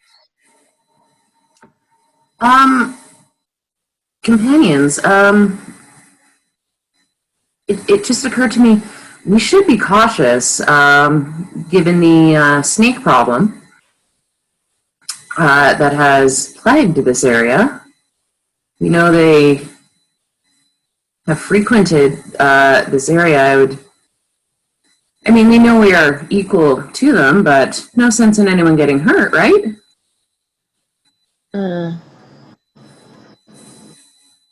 I agree, I guess. Oh, Harlan, sorry, that was rude of me. Did anyone tell you that apparently the city is overrun with very aggressive snakes?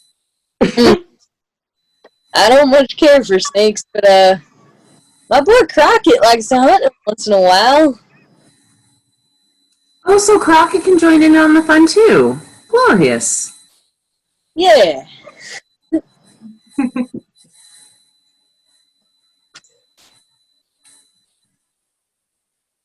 So are we making our way, like, Is it through the forest? Are we following, like, game trails? I would love to know. Or I have no idea what I'm doing. Well, what's your We're goal? following you, right? should we follow the ranger? we have two rangers, and one of them's been here before, so not me. So probably. Well, just what is your goal on this? Are you going to be hunting for something specific? Are you looking for a camp? Are you looking for the flowers? Flowers. Like, what's your I thought we were goal? looking for the flowers. Yeah, let's look for them flowers. Because we were going to hunt later on tonight. Mm. But Mhm. so that's why I'm saying, Regan, do you know where we're looking for these flowers? I don't know where they'd be. Maybe I just know what they'd look like, and I describe them. Just keep an eye out as we're walking, I guess. But are they common to the area? Should we ask if there's a more common place to find them? You just said the forest. Do I know how common they are? Yeah, you knew from the role that you did that they're not uncommon. Where you're from, they're uncommonly picked. A lot of druidic circles in the north find them sacred and use them for as special components. You asked Aetos how they were regarded here. He said they're flowers in the forest. As a quiet aside to Regan, I may be able to help. Are you familiar with what they smell like? I mean, if I've seen them, then yeah. But I mean, this is what they look. I just tell her what they look like. We have tree coverage here, right? So she could see. Yeah. Okay. So we can start looking, I guess, in the forest. Look for flowers. Yeah, everyone All can roll right. your perception checks.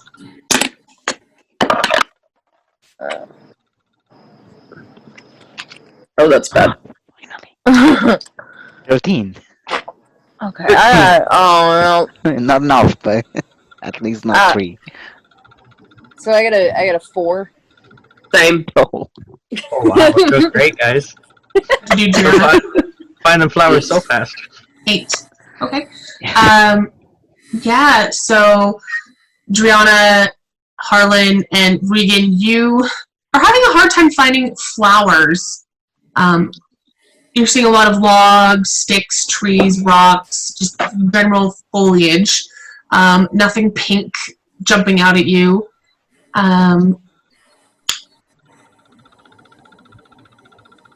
Aetos and Chares, you both rolled a 13.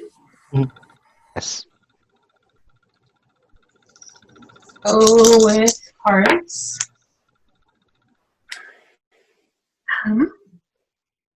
You find a bush of berries.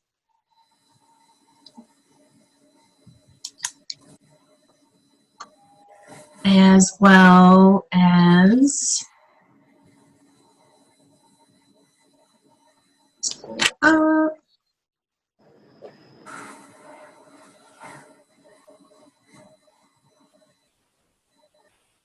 yeah, the berries are growing on like a vine-like shrub on the ground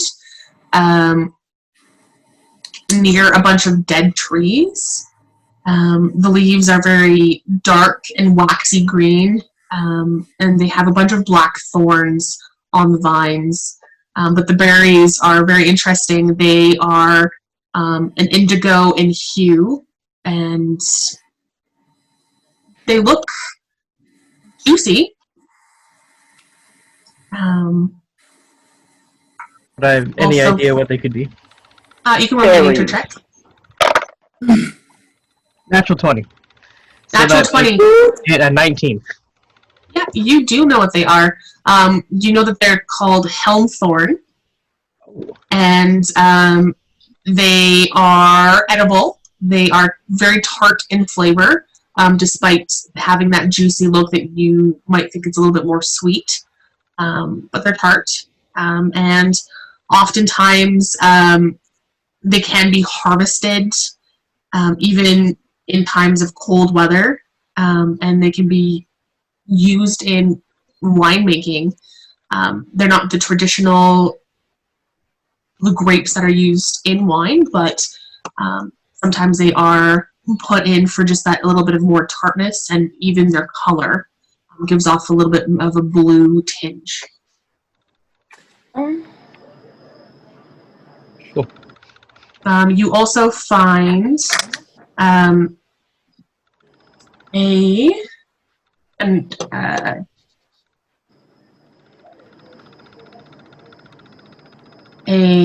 reddish pink flower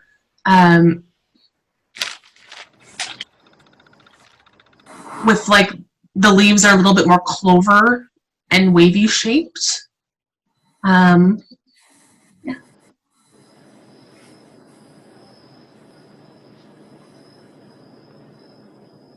Okay, yeah, let's see if I know what that is too. Sure, go ahead and do a nature check on that one as well. One, that's a nature check, yeah? Yeah. 13. 13. The way that it was described to you for this Timsicumbi flower, you were on the lookout for like a pinky flower, and so when you saw that reddish pink, you immediately thought, oh, that's got to be it. But when you're looking at it a little bit closer, you notice that it's not that small, tiny little buds of flowers, and it's more clover-like, so you're not 100% sure if it's what is looking, but it could be. I'll pick it. As for Aetos, Thank you. 6 to 9. So did I find anything? Yeah, you do.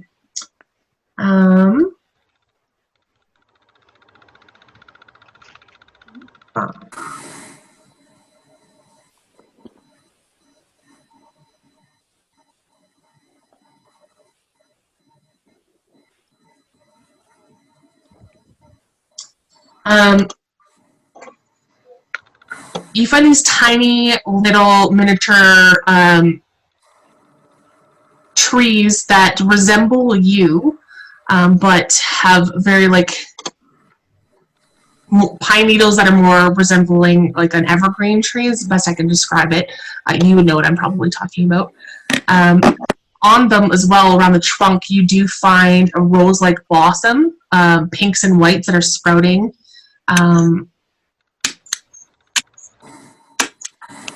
Towards like the roots of this specific tree.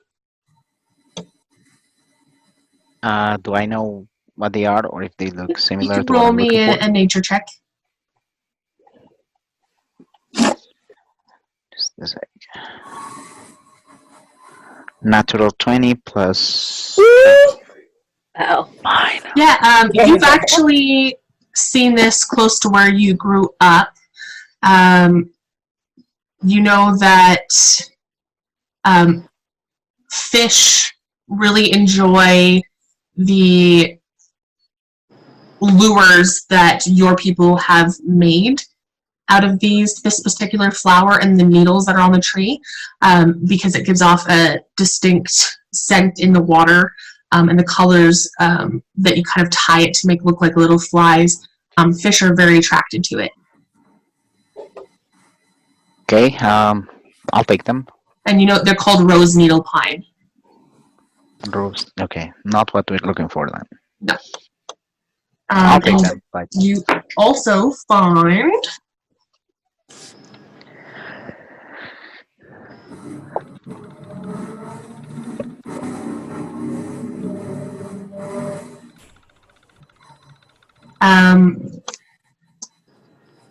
a tall, spindly tree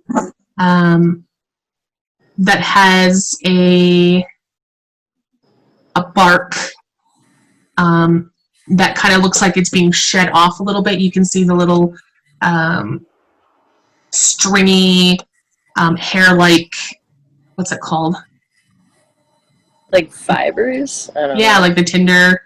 Yeah, the little fibers that are kind of popping out behind the bark.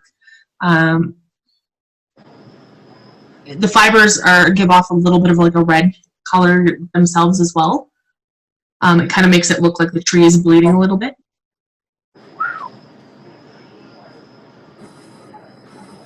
What catches your eye? is this something I will recognize? Yeah, you can roll me a nature check as well. Do you point it out? All right, that's 10. 10. No, you don't recognize it. Bummer. But yeah, I pointed out. Hey, talking about live trees, this one seems to be bleeding. Have I? Well, Yeah. it's not bleeding. It's just it looks like. Is it sap? Like, have I seen anything like this before? You can roll me a nature check as well.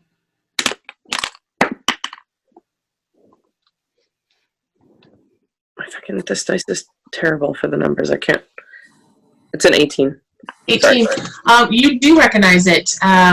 It's called Tonander, and if properly prepared, the red fibrous bark can be gathered, and you've seen your aunt use it before. When you scraped your knee, she actually pulled the bark off this tree back where you're from, and she'd scrape that red fibrous flesh out of the tree, and she would use it to press against your wound, and it helped with some bleeding. Do I know if it's like something that you can preserve, or do you have to use it fresh? You know that she did collect some. She only found it. You only remember one instance in your life where she found it to help you, and she did take some and she did jar it. And as she kept it in a jar with a liquid, it would turn red and red and red, and then you don't know what happened after it. But she did do something with it. I'll take some. What's it called? That is called Tonander, sorry. Tonandurr.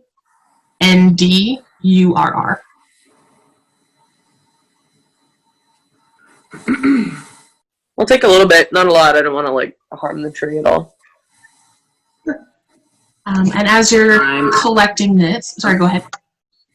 I was just going to say, during this time, Dree being initially very unsuccessful in a search for anything has kind of wandered off as she does. So if anyone was watching, you would see me almost talking to a tree and then running from one tree to the next, giggling all the time until I end up at a tree, and then I'm just like curled up at the base of it, just like howling with laughter. How far away are you from the group? I don't think I would have strayed too far. Okay. So you guys can hear Drianna lay on the ground laughing at something, and it actually masks another sound Drianna, you do hear it, and it pulls you out of that laughter. You hear from the east of you a growl, and then a little bit more to the west of that, another growl. I'll sit up. Where? Like WARE, like beware, where? We're not alone in here. I'll look up from the tree that I was at. Let's see if I can hear. Yeah, I roll will me pay perception attention checks as well. now that you guys are all listening. Oh shit. Okay. We all roll a perception. Can't roll perception checks to save my life. Natural 20. Natural 20. That's a lot. You've had a few. Good job. After the tricks at the beginning. Usually how it works. Yeah. I got a 13. 13. I too got a 13. All right. I too got a 2. All right, the ones that rolled 13 and above, you would hear it too. The growling start coming. Chares, you're the first to see it, and Drianna, because you're kind of up a little bit higher on the hill, and Aetos and Reagan, you were kind of midway up that hill that Drianna is, looking at that particular thorny bush, or the bark on that bush. Chares, and you hear it. And then you and Harlan are the first to see it, and you see two large bear-looking creatures, but they seem to have a little bit more of a beak on their faces as they come closer. And I'll have everyone roll initiative after the break. Yeah. So we will be back in about 10 minutes. And we'll see what happens as the adventurers encounter a whatever the fuck this is. A something. A something. All right, so we'll be back in 10 minutes. All right. All right, and welcome to a rootin' tootin', cowboy shootin', cowboy bootin' good time at Harlan's Hoedown, where we interview the players of the known world. And first up is one of the most interesting guys, I gotta say. His name is Aetos, and he's an Amazon, and we live kind of in close proximity to each other, and they say Amazons and centaurs can't get along. Well, we'll see about that. Oops and harlots. What do you know?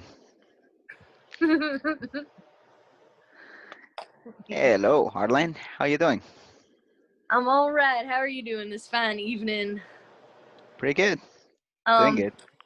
All right. So the first question I want to ask you, if that's all right, is kind of out of character. We all know y'all a big fan of Xena, Warrior Princess, the television show, but you are new to Dungeons and Dragons. What made you kind of want to make the leap and start playing? Well, I'm new to the game, but I'm not new to the concept. I mean, I've heard about Dungeons and Dragons for a while, and it's always been like, oh, that would be amazing to play. It would be so interesting to play. I would love to play something like that. But living in Mexico, Mexico has a different culture, right? We don't have those kind of games. We don't have those kind of things. It's all more different kind of interaction, more like into family. You go to your friends, you do some other stuff. It's very very different. So I never had the chance because it's just something that you don't do here when you're growing up. And then when I grew up, it's something that you don't see many adults doing over here also. So it's kind of like something I wish I could do, but I'm not sure. So when the opportunity came in for this campaign in particular, I was so interested simply because it's all about sea knights playing. It was a safe space, I guess, to learn and make mistakes, because at this stage of my life, it's um, kind of awkward, to be acting out and um, be the character and role playing all these adventures and not feel kind of silly. So it was a safe space to do it, and I'm just so thankful of the opportunity. Yeah. Yeah, that's that's very true, and that's very true about the community. It tends to be a pretty safe space. So I suppose like translating that onto this here game is sort of perfect, and you can be silly and serious, and you can act out, and you can think of new ideas, and it's really creative. I think that was a great answer. All right, um, moving right along. Gonna talk to you a little bit about your character. How did you create this Amazon-born Promethean ranger like myself? Not the Amazon-born part, but both rangers here. Yeah, ranger rolled. Yeah. So I was going through all the races and classes and different jobs that we had available, and Amazons have always have a special place in my heart. Um, warrior women who just live on their own. It's just so empowering. It's so impactful. But then I said, I don't want to be a girl. Not because I don't. I feel like I'm not in a position where I can pull being a girl in longer, since I've been for so long in my life. I'm just taking a break. So I was like, I'd rather be a boy. I mean, I wasn't totally against the idea of, and in fact, when I was entertaining the idea of being an Amazon, I was like, I have to be a girl. Do I want to be an Amazon that much? I mean, what has more weight? And discussing it with our DM Amanda, she was like, well, why not be a man being an Amazon? I'm like, well, Man you know what? That will Mazan. be interesting. And I could tell you more about it, but you will have to see the next episodes to understand what actually tipped me over um, being a man and an Amazon in this adventure. No spoilers. Sorry. I love it. I love how you keep us on the edge of our seats. And I also think like Dungeons and Dragons is a great place for just like gender expression and really doing what you want to do, and just if you can commit to the role, you can make anything work. So, well Yeah, done. it's an amazing Um platform. yeah, it really is. Um so your character, Aetos, was first introduced in Delphi, and he was on a specific mission. Like, what was his first impression of the, or I guess your, sorry, your first impression of the mission you were going to go on? Well, first of all, it was like, oh wow, it's gonna be a great honor to be the Flamebringer. I mean, it's such an important role, right? It's the opening of the game. It's gonna be like a whole ceremonial kind of thing. So I was intimidated, to be honest, by the role, by the spotlight, the highlight of the character. Being my first campaign ever, I was like, I wish I could do more, because I'm still learning a lot of things. And I did feel awkward when doing things or saying things, but I think it's gotten better. And I think having the opportunity of taking that role has really helped me a lot in terms of what Aetos was going through when he had to do the mission. It was like, oh, it's incredible. It's super exciting. I'm gonna be bringing the flame, and I'm gonna be this important character. I'm gonna be, this amazing hero. So it was really good for him to get that particular mission. It was exciting. Yeah, just it's like it's not like getting your feet wet first. It's like you just dove in, you know. Yeah, in a way, that's the kind of character that he's turning. Um, because I'm kind of going with the flow in a bit. But uh, both he and I were discovering he's just like, let's jump in and I'll deal with the consequences later, and I'll see what what's gonna happen later.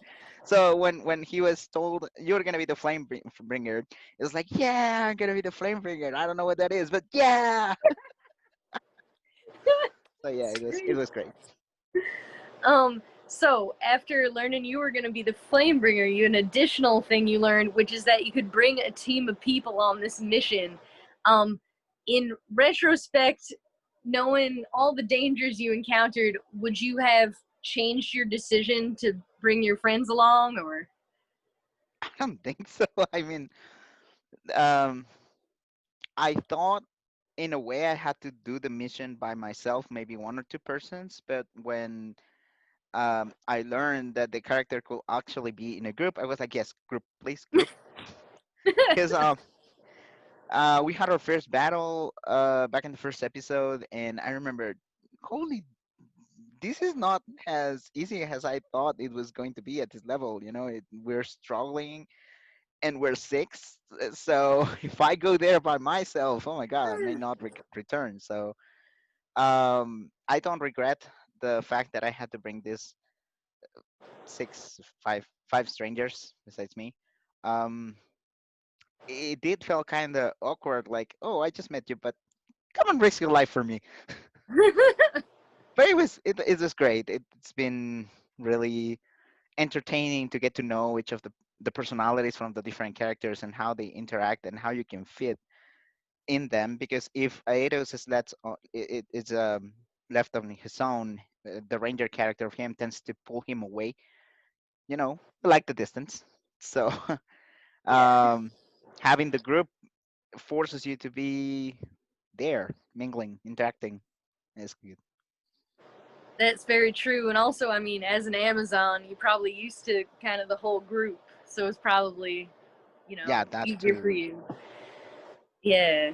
All right. So this is sort of related and you sort of answered it, but what was your impression of your new friends that, kind of stuck their neck out for you in that first mission? There, well, I know it hasn't come up yet in the game that much. I mean, we're still pending to touch on many things that we have been observing as characters, we have been relating as a group. Again, no spoilers, but from what we've come at this point in the story, I can tell you Aetos certainly has some impressions of the characters, different impressions from each of them. Some of them really good, some of them. eh. But all in all, Aetos must have considered the group to be a really good group in order for him to be feeling himself confident to bring them over in the mission, in such an important mission for him. So, um, yeah, the group is good, all in all. That makes sense. I mean, I know everybody puts their best foot forward when they're first hanging out together, and then, the real personality comes out. So I guess we'll have to see what happens. But Yeah. I got one more question for you, Aetos. Um, do you have plans to compete in the Pythian Games? If so, what events would you do? Well, yes, I recall mentioning the intention of participating. I can't remember if it was one or a couple of races.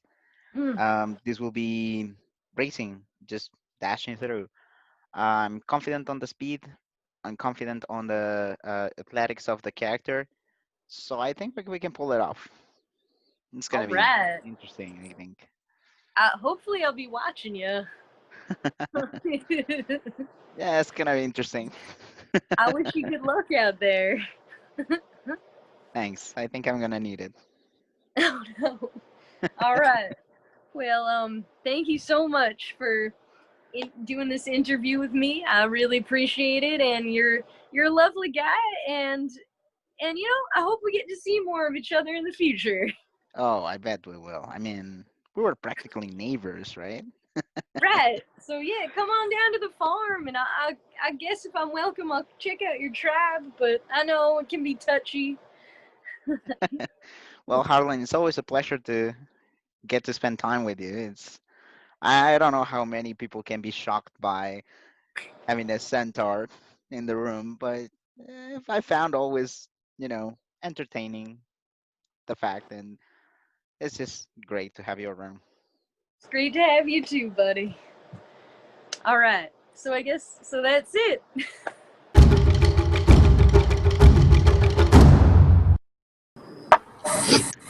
Welcome back to Adventures of the Known in the Known World. Thanks for sticking with us. We hope you enjoyed the break entertainment.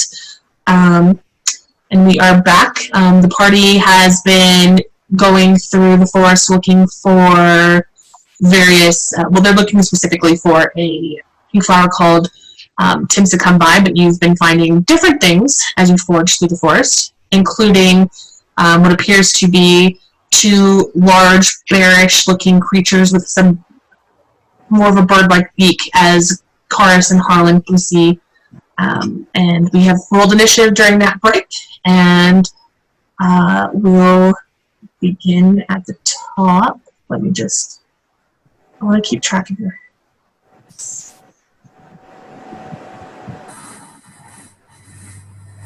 Chares, you have 36. What? Your health points. I'm just reading everyone's health points. Yes, I do. Regan, what's yours? 26. 26. Aetos. 36. Drianna. 23. Oh dear. And Harlan. 20. There.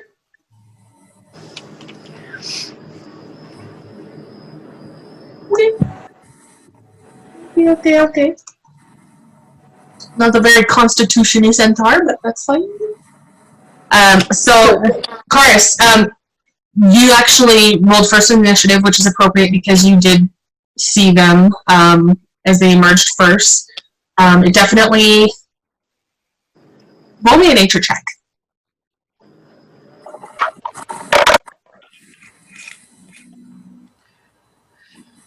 7. 7, you have not seen a creature like this before. You've seen a bear before, but it's not quite a bear. It's got the size of the bear and a little bit of the fur of the bear, but you're also noticing that it has feathers as well in certain parts of its area, and this beaky face, kind of reminiscent of an owl as well. You're not sure what this creature is, but it looks like it means business. Alright. I'll attack it with my Warhammer.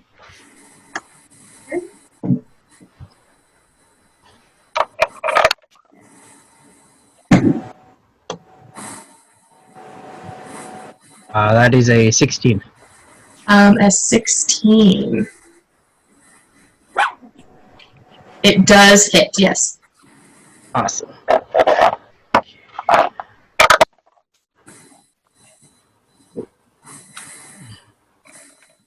Great weapon, right? Fighting, so I can re-roll that. Use a 1. So that is 12 damage. 12 damage, right.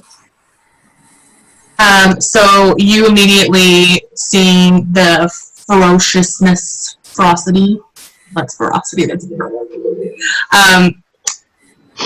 This crazy, scary looking thing just kind of bellow out at you. It looks like it's ready to fight. Your instincts take over and you rush it with your hammer overhead, and you just come down and smack it before it can even get a jump on you. And you deal a pretty good amount of damage. Is there anything else?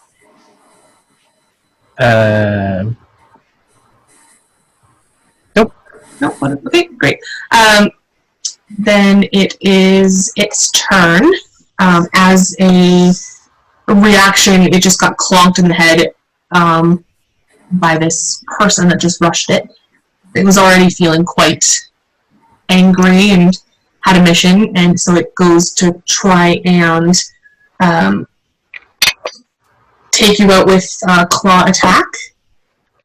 And that is going to be a 22 to hit. Okay.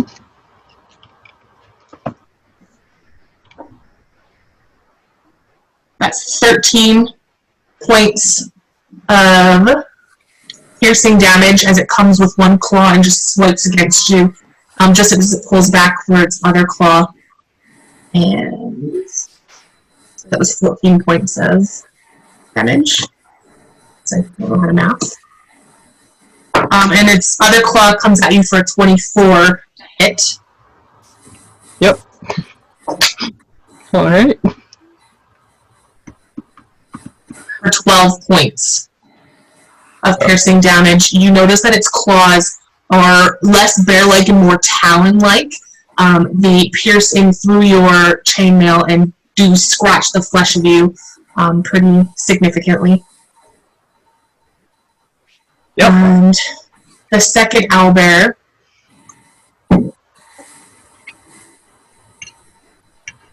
sees Drianna and starts to move up the hill. And only gets to be about there.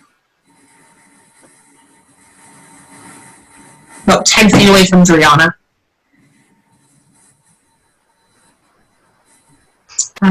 Then Harlan Beavers, it is your turn. Okay. Am I far enough away to shoot my longbow? Absolutely. Wasn't it my turn? Okay. Oh, Reagan, you rolled an 8? Nope, I rolled a 15. Oh, 15. Yeah, then it is your turn, sorry. Sorry. No, it's okay.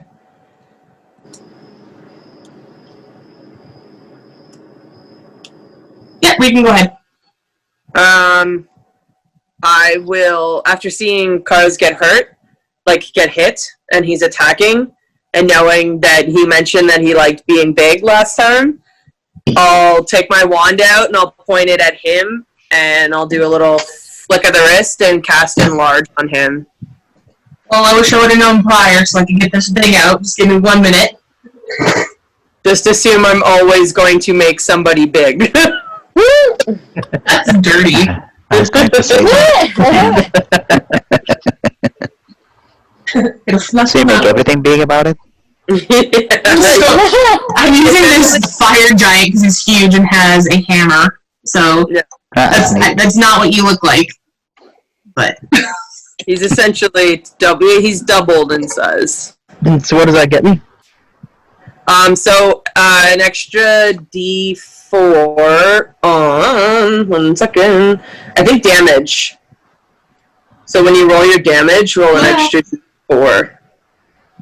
And you have advantage on something.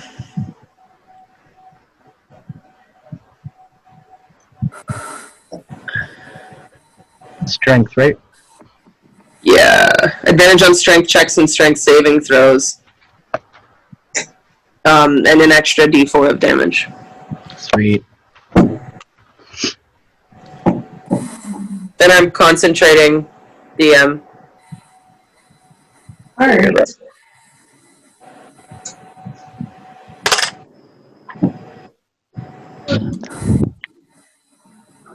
Great. Is that your turn, Reagan? Also, can I have Gallagher move? Is Gallagher with me or Drianna? Drianna.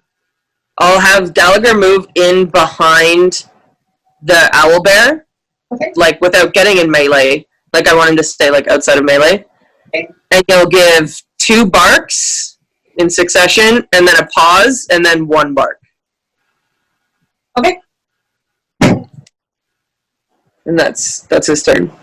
Alright, so Chares, you feel that same energy that you felt in the lava chamber, and you feel your body just start expanding, and you can see yourself getting taller and bigger and taller. This owlbear, before it was bigger than you, you start to dwarf it. Harlan, you see this happening in front of you. You at first had a clear bow shot. You were just preparing yourself to act, and all of a sudden, Chares just gets massive in front of you. You can no longer see the owlbear. All you see is a giant Chares butt. And you look up, and he's huge. He's doubled in size, easily. And then, Drianna, you do hear the 2 barks in succession, as well as a 3rd bark that comes afterwards, just off into a particular direction. And that makes it Harlan's turn. Oh man. Okay. I can't really see anything now, right? So, except for like butt. So I just, you know what? I'll send Crockett out. I think Crockett has some sort of something, right? He does something. Yeah, he's got some stats. You can also move. You have your 30 more movement. I think you're more than 30 feet. Okay. All right. You have 30 feet of movement. You can also move around to get a better vantage point. I'm gonna move around. I'm gonna move around to get a better vantage point. Sorry, I didn't realize you were right behind Chares. This happened It's last time totally too. cool. As long as, like, you know, he's not gassy, I think I'm gonna be okay.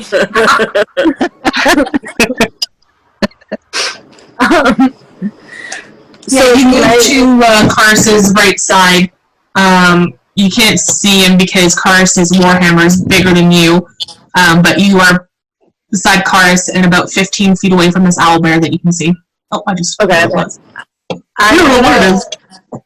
I'm gonna take my shot. I'm gonna aim my bow and arrow, my longbow. So I have an 8 thing, and it's a +5 thing, and I got a 7. +5 is. You roll your d20. Oh no! Oh no! Really? Yeah, you roll your d20, and then it says plus whatever to hit, and then your damage is the d8 plus the thing. Oh. Sorry. That's okay. Yeah, longbow, it says +9 to hit, so that's your 20 plus your d20 plus your 9, and then the damage is 1d8 plus 5. Gotcha. Okay, so I've got a 10. Okay, so I've got 19. 19, yep.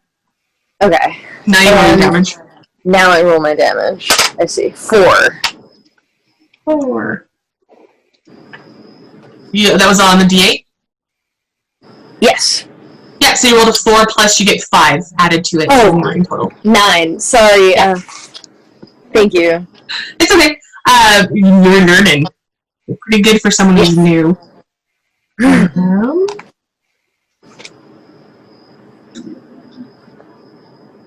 Anything else you wanted to do for a bonus action? Use your Can Crockett, like, peck at one of them? Yeah, let me just pull up your extras, because I think I put them in there. I don't know if you can see it. I am looking. Yeah, he is able to use a beak attack if you order him to do so. Okay, I would love him to use a beak attack, please. Okay. Okay, I think too. Bird.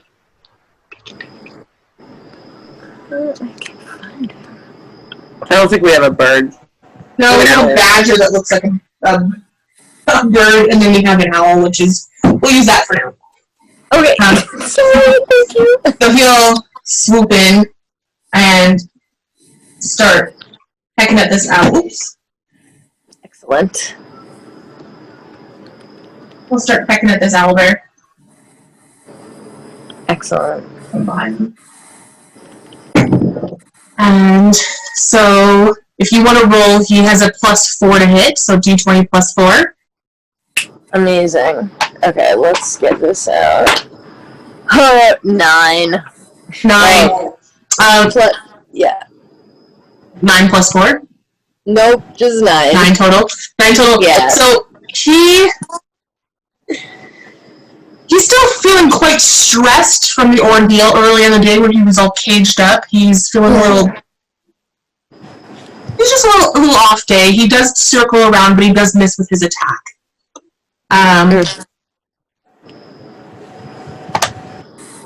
Yeah, next time. Okay. That makes it Reagan's turn. No. Nope. Sorry, My turn. Aetos. They're in my initiative combat, and I can't switch them out because I moved Harlan up to a 15 because I was like, oh, you beat Aetos, I'm just going to up you one and then up Reagan. Okay. Sorry. Aetos. Alright, I'm gonna attack with my longbow the one that's closest to Drianna.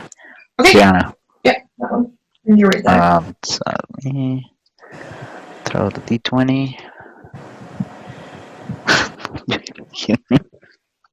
Never mind. That's a 1. Oh no! Oh shit. That's a 1. Luckily, Yeah, Drianna was not in the way, so the arrow does go off, and you lose the direction of where it went, so you wouldn't be able to collect it later. Bummer. Anything else that you wanted to do? Bonus action, I have Sunstrike. Says the next time you hit that creature on this turn... No, never mind. Yeah, Nope. you can do that. That's it.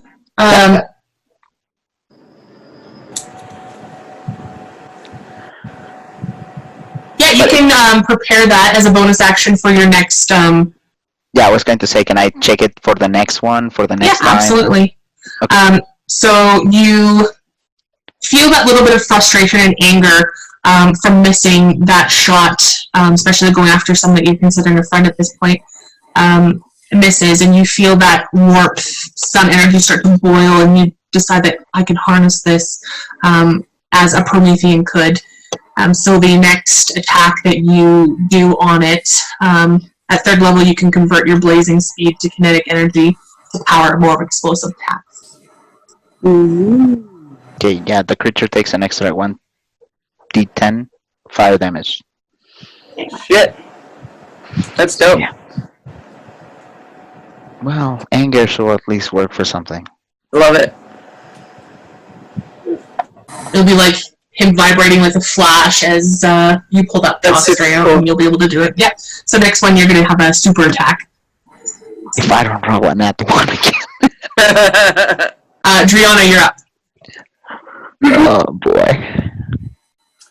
Okay, I'm assuming I automatically have perceived Gallagher's arcs. Yep.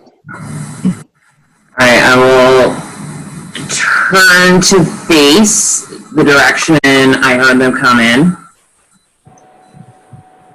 And I will slowly raise my arms up. And as I do, you'll see a sickly green mist rising with them. I'll inhale. And a ray of green sickness will come pouring out, and I will cast Ray of Sickness. At first level. Sorry? At first level, it's an attack roll. 19. 19 hits, yeah. Okay, so that is...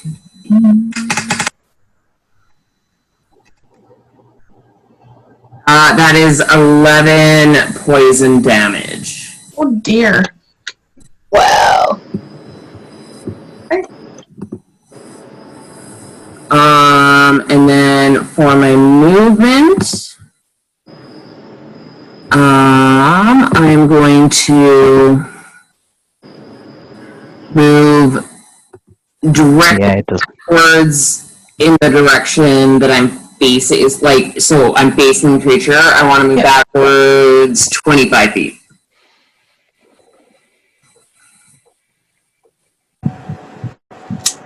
Right. And then question, Chares is now so large. Can I halfway see him? Know that he's there? He's still a good distance away. He's a good... Okay, I need to read up on...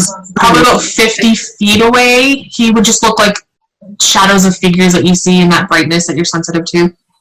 You wouldn't know, no. So he's within 60 feet of me. Correct.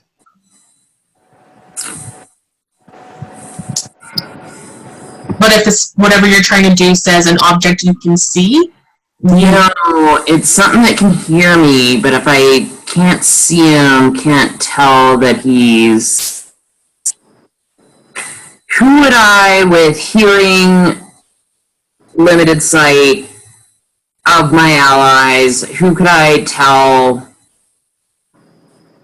within that range is currently in battle?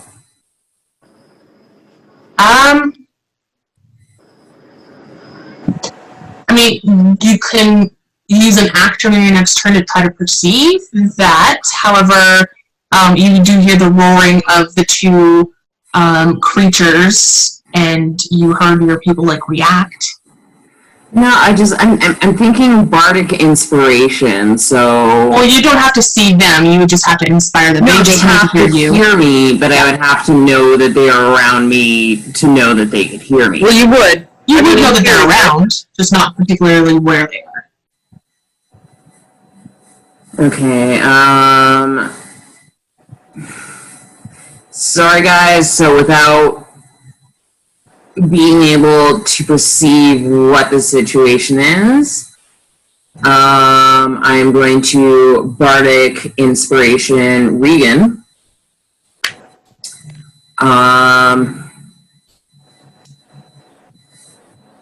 It is shown you are far too important to the world to lose now. Draw on your inner strength, and your enemies will crumble before you. Very poetic. Alright, so, Regan, you are inspired by her words. And is it, what, 1d6 at this level? Yeah, d6, ability, attack, or saving roll. Copy. Perfect. Alright, and with that, we are back at the top with Chares. Alright. As a bonus action, I'm going to cast Divine Favor. That is an extra d4. What does that look like?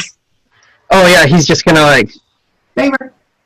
put a hand on his hammer and mumble a prayer, and it like glows like a pastel pink, So cool. just kind of emanating from it. A little bit glittery, and I'm going to attack with said warhammer. Okay. That is a 16 again. Yeah, that hits. Okay, and also going to cast Divine Smite. Alright, so that is 2d8 plus 2d4. Okay, just 1 second. Wow. Paladins. I can reroll that.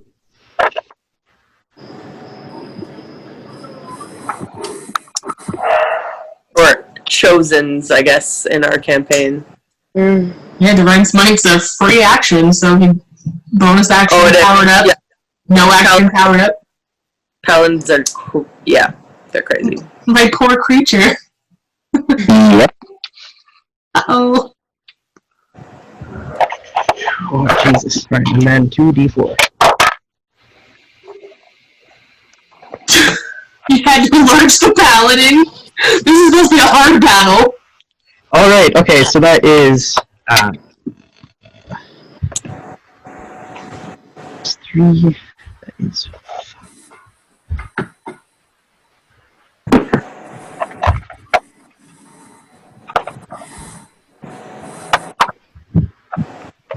21 points of damage. Oof. Okay.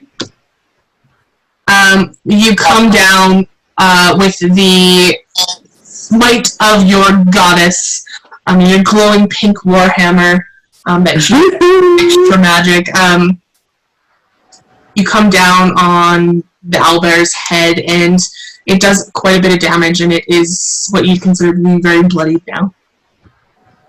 Excellent. As bloodied as it made you, for sure. That's good. Payback, bitch. Alright, and with that, it is the owlbear's turn. And Bye, guys. because that hit was so hard, it immediately becomes more primal and more survival driven with its attacks, and so it goes ahead and tries to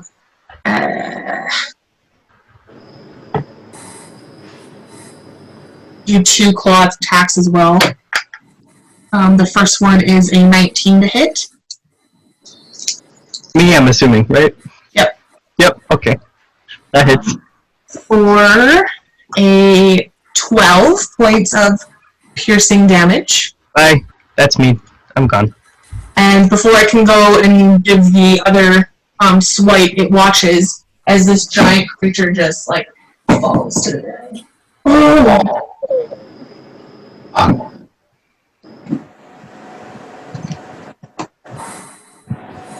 The owlbear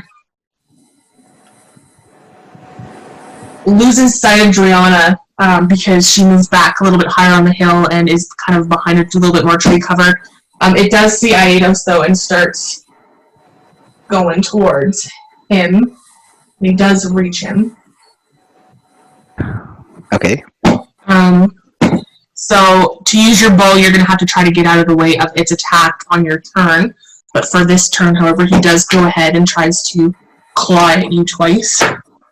First one will be a 17 to hit. Of course it hits. And that's going to be 12 points of piercing damage. Ow.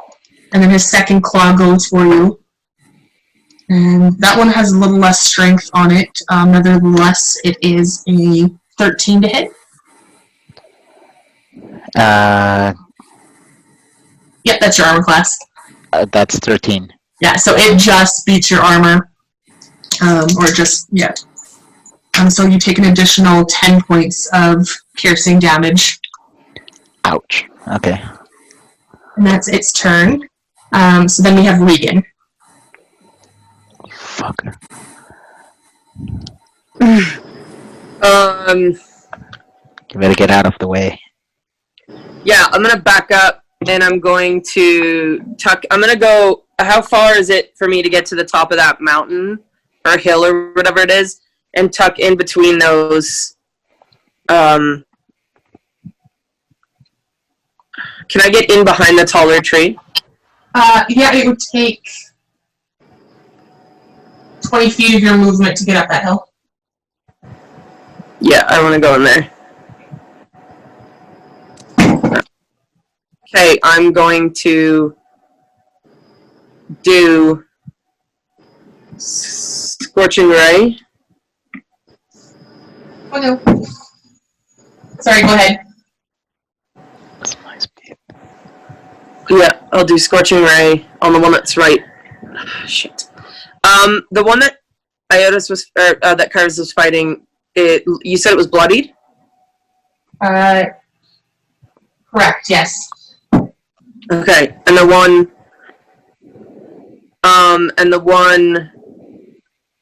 that is right up against Aetos has not really had too much damage? A little bit. You don't see any visible signs of damage.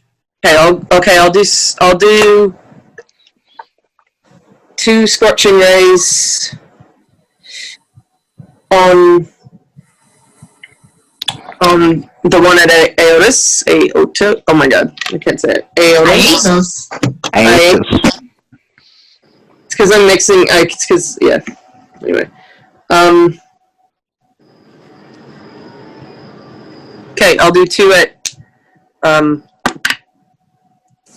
Yeah, one is 23 and the other is 19. Both of them hit. Okay.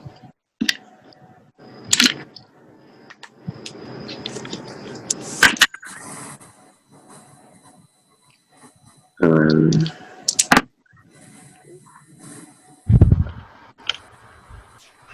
17 points of damage to that one.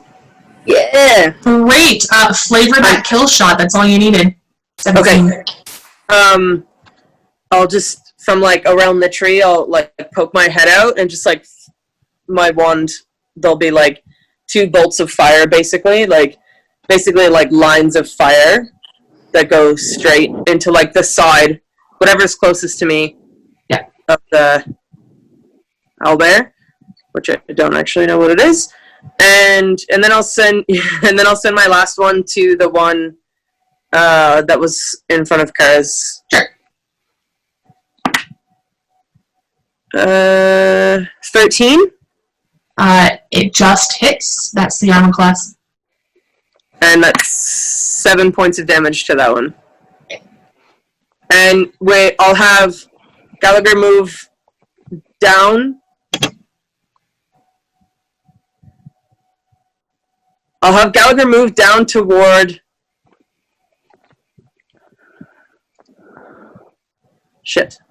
I'll have Gallagher move down toward Chares on the ground and growl really loudly. Okay. What's If he his can speed? get... You might need to use it as an action as well to get there. Okay. I can't remember one sec. I think it's 40. No, wait, one sec. You can make it there in 40. Okay, yeah.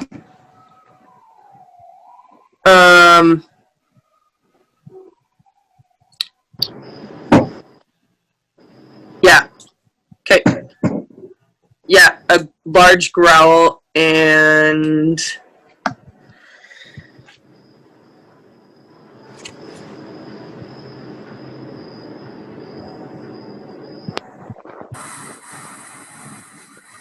Just a growl. Yeah. That's my turn. Harlan. Okay. So, like, I'm really upsetty spaghetti that, like, 2 of my friends have been hurt, and I'm also kind of sexist. So, like, I have to outdo this woman that, like, just did something really badass. So, I'm gonna use my short sword. How close am I right now, actually? How many feet away? Sorry. You are 15 feet away from the one that you shot at earlier. Okay. And then behind you, about 20 feet up the hill, is the creature that is engaged with the other Arthur in your group.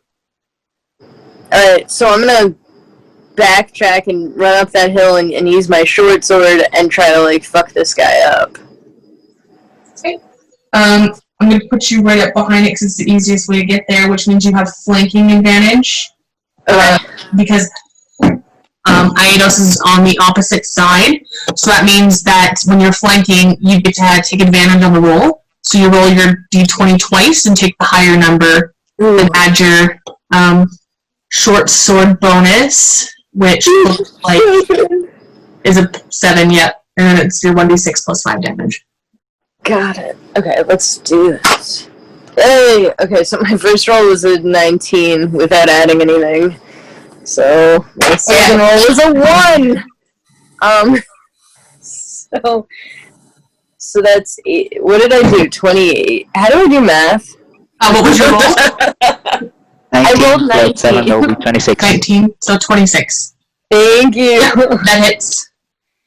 And then I rolled a d6 for damage. And then you add your And you plus add 5. Oh,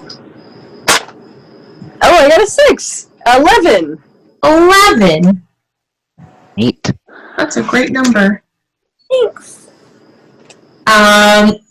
Yeah, so you come up and hit it, and it looks like it's you consider it bloodied, like it looks beaten. You guys are getting some damage of it. So you have one down, the other one half beaten. You also have your Crockett, if you want him to do anything. He was going after the other creature that is now dead. It's now dead. Okay. I don't know if I could do this, but let's try it. It's D&D. You can do whatever you want. I want to try to, like, Prometheus this guy with Crockett. Like, have him go for his intestine. Or is it liver? Liver. Alright. Yeah, so that's, alright, so you can go ahead and roll your d20. And his attack gets for his beak attack. Ooh, I get a 7. So that's a 12. It just misses too. He goes in to take a swipe at this creature, and the creature's just so big, he kind of gets sideswiped by its movements and just doesn't make it. Like, tickles his tummy. Basically. Okay. Damn it, crack it! He's had a hard day. With that is Aetos. Alright, I have two choices, don't know what to take. You're either going to have to move out of the way at risk of taking an opportunity attack to continue to use your bow, or you're going to have to switch weapons. Yeah, that's the choice I'm making. Because I can use Expeditious Retreat, and it doubles the speed of my walking or climbing, which is 30 and 20 respectively. You would still draw an opportunity attack if you left, even if you used that. Okay, so if I move with that, I still have the opportunity to shoot. Yeah. So what happens is when you leave melee range with an enemy, when you leave that range, they have the opportunity to take an attack on you as you're leaving. It's just like a last ditch swipe. Oh, I see. So you can leave and risk that, or stay in melee, basically. I think then I'll rather change weapons and get my two short swords out, and use the bonus action of what is it? 2-weapon fighting. Okay. And because you used your Sunstrike bonus action last time in preparation, one of your short sword attacks would have that advantage on it. The second one wouldn't, but the first one would. Okay, so I roll a d20 or 2. We'll go with your first hand. So your dominant hand, left or right. That's 13 plus 4. That's 17. 17. Yeah, so that one hits, and you can add your bonus from your Sunstrike to that one. Okay, so that's d8 plus d10. Yes, baby. Got a 9 plus 2, that's 11, plus 2, that's 13. 13. Okay, just one moment. Sorry, Bailey, you're using the signal for check my phone. Mm-hmm. Yeah. I don't have anything on my phone.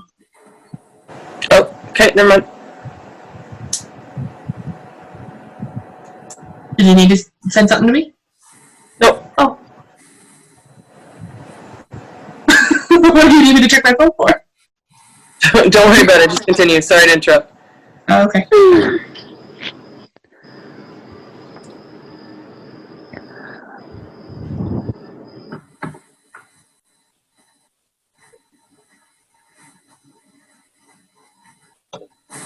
Okay, sorry, that was 13?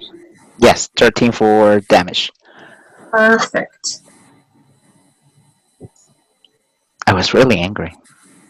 Yeah, pretty sweet. Yeah, so you pull out your bow goes back into that quiver with Thena, and you notice that having an extra space in it made the ease of putting in there great, and you reach down and pull out both your swords, and your dominant, are you right-handed? Yes. Some of us aren't. You still have that strength that you were powering up utilizing the fire of Prometheus. You utilized that weapon. You come down on the owlbear and do a significant amount of damage. It screeches out in pain as your other arm comes up. So for your offhand, how does this work offhand? So with 2-weapon fighting, it's a weapon in each hand. So your dominant hand is stronger. So when you go to hit with your offhand, you can use your modifier to hit with it because you're still proficient. But when you roll your attack, your damage, you don't add the modifier that comes with it. Okay, but the d20 remains the same. The d20 roll is the same. The damage roll changes. So yeah, this offhand, your left hand would be the d20 plus 4. But then it's just a simple d6 for the damage. Okay, so it will be 22 for hit. Okay. That's something. And a d6. Oh. just one for damage. All that power was in that one arm. That second arm just didn't keep up in comparison. Yeah. All right. And Or my with that, concentration just to aim. and with that, we have Drianna's turn. Okay, where exactly am I on the battle map? You are right Behind the tree. Oh, okay. Oh, I could not See myself. I was like, where the fuck am I? Okay. I would like to move wherever I need to move in order to see the general shape of what Gallagher is barking on at nearby. Okay. You know that it's pretty far away. To get to where you can see it, you would need. I need within 30 feet of it, if I can. I mean, you have movement, right? Yeah. He's about 60 feet away from you. So I could move 30 feet and have him at least blurry gray within range. You see just general shape of everything. You wouldn't be able to differentiate between him and rocks and trees. Okay, well, I'm going to center on where I think Gallagher's bark came from. Okay. And I am going to cast Healing Word.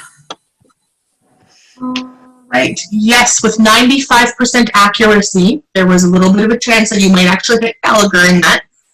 You do manage to reach Chares, so go ahead and flavor that as you would. Feel your spirit rise within you, healing, strengthening your body. You can and will carry on within this fight. And that is a... Where the fuck is my D4? Oh, there it is. Oh, max points, 6 points of healing. Nice. Good stuff. So, Chares, the words reach you, and you were unconscious, but you weren't dead. So they do penetrate your mind a little bit, and you feel your health returning to you and your eyes open. So on your turn, you're able to use half of your movement to get back up and continue the battle. You can add 6 points back to your health.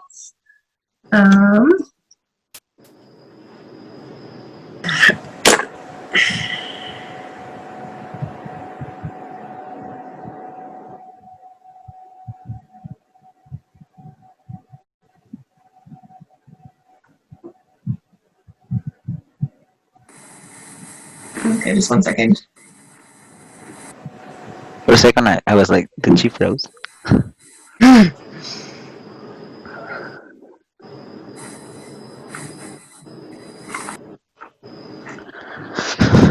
All right.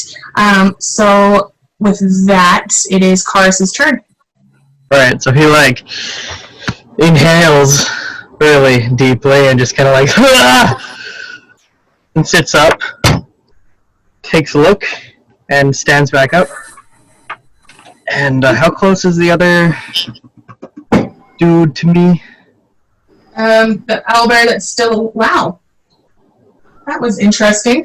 I forgot that the Gallagher mini was on top of you, and I just lifted you up, and the Gallagher mini is actually a little cat, because I don't have a little dog yet, and it slid off of you and landed on its feet. Whoa! Cats always land on their feet. I was like, that's interesting. The cat didn't land on its feet. That is approximately... He's about 40 feet away from you. Okay. So I wouldn't be able to get close to him to smack him.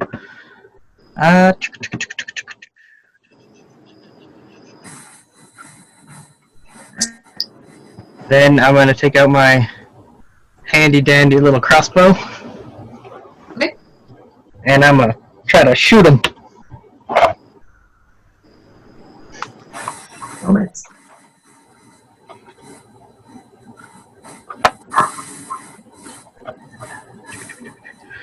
15.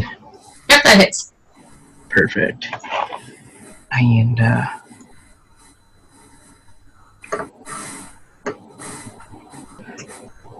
5 damage. Oof. Right.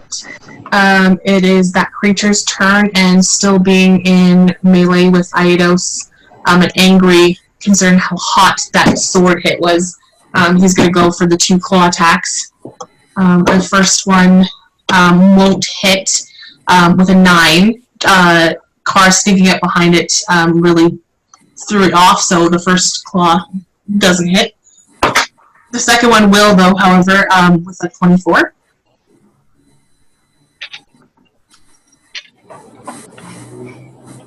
Ooh, 19 points of piercing damage. You're unconscious. You're muted, Leo. Yeah, I'm down. Okay.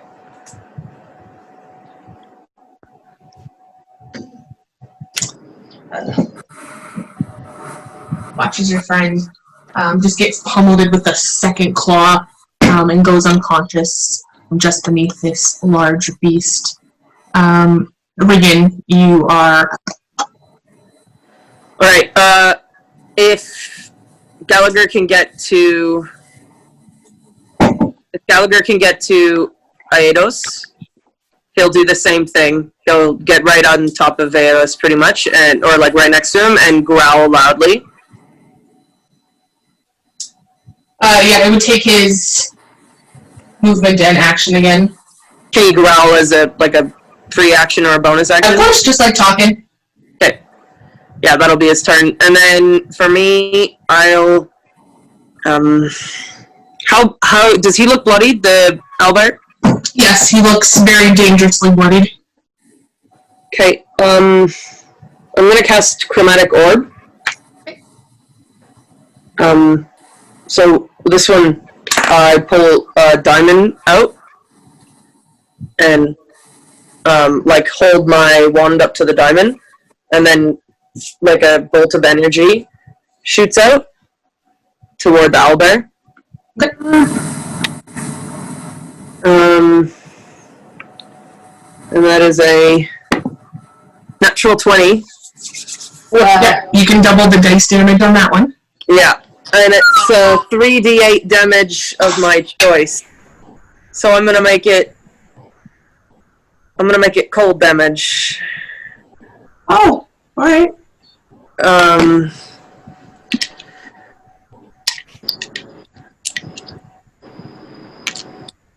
Look, I haven't rolled a natural 20 in combat in a long time.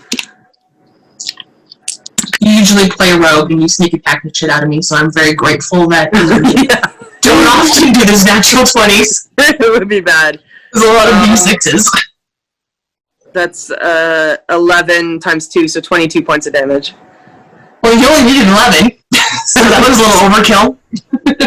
I'll let you go ahead and flavor how this cold damage destroys this beast. Yeah, so I pull it's like I hold the diamond out in front of me, and then I put my wand up to it and shoot it through, and the same spot where I hit him with fire earlier, I'll hit him with cold damage and freeze it from the inside, and then ice forms toward the outside of his body. Right. Yeah, that definitely is exactly what's happened. But the effect of this cold damage, you weren't expecting it to be as powerful as it was. It was probably just so much emotion in the moment that you just managed to maximize this attack, increasing the criticalness of it. And the frost actually kind of takes on around the forest floor around it too, just a little bit of frost kind of webbing out from underneath him as he falls to the ground.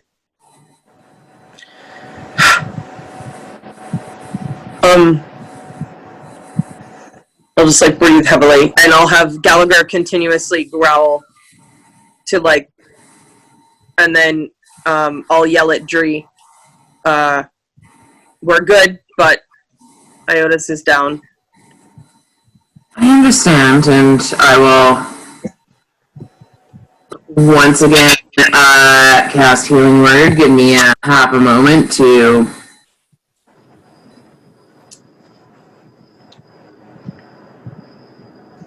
enemy was defeated in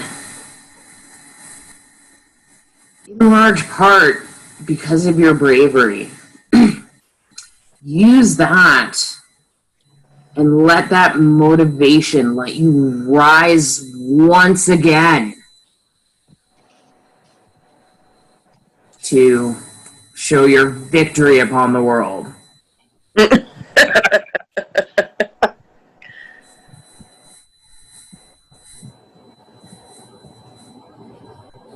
Oh, I got to roll for it. 1d4.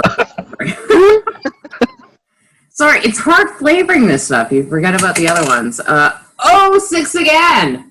Nice. Hot tonight. Nice.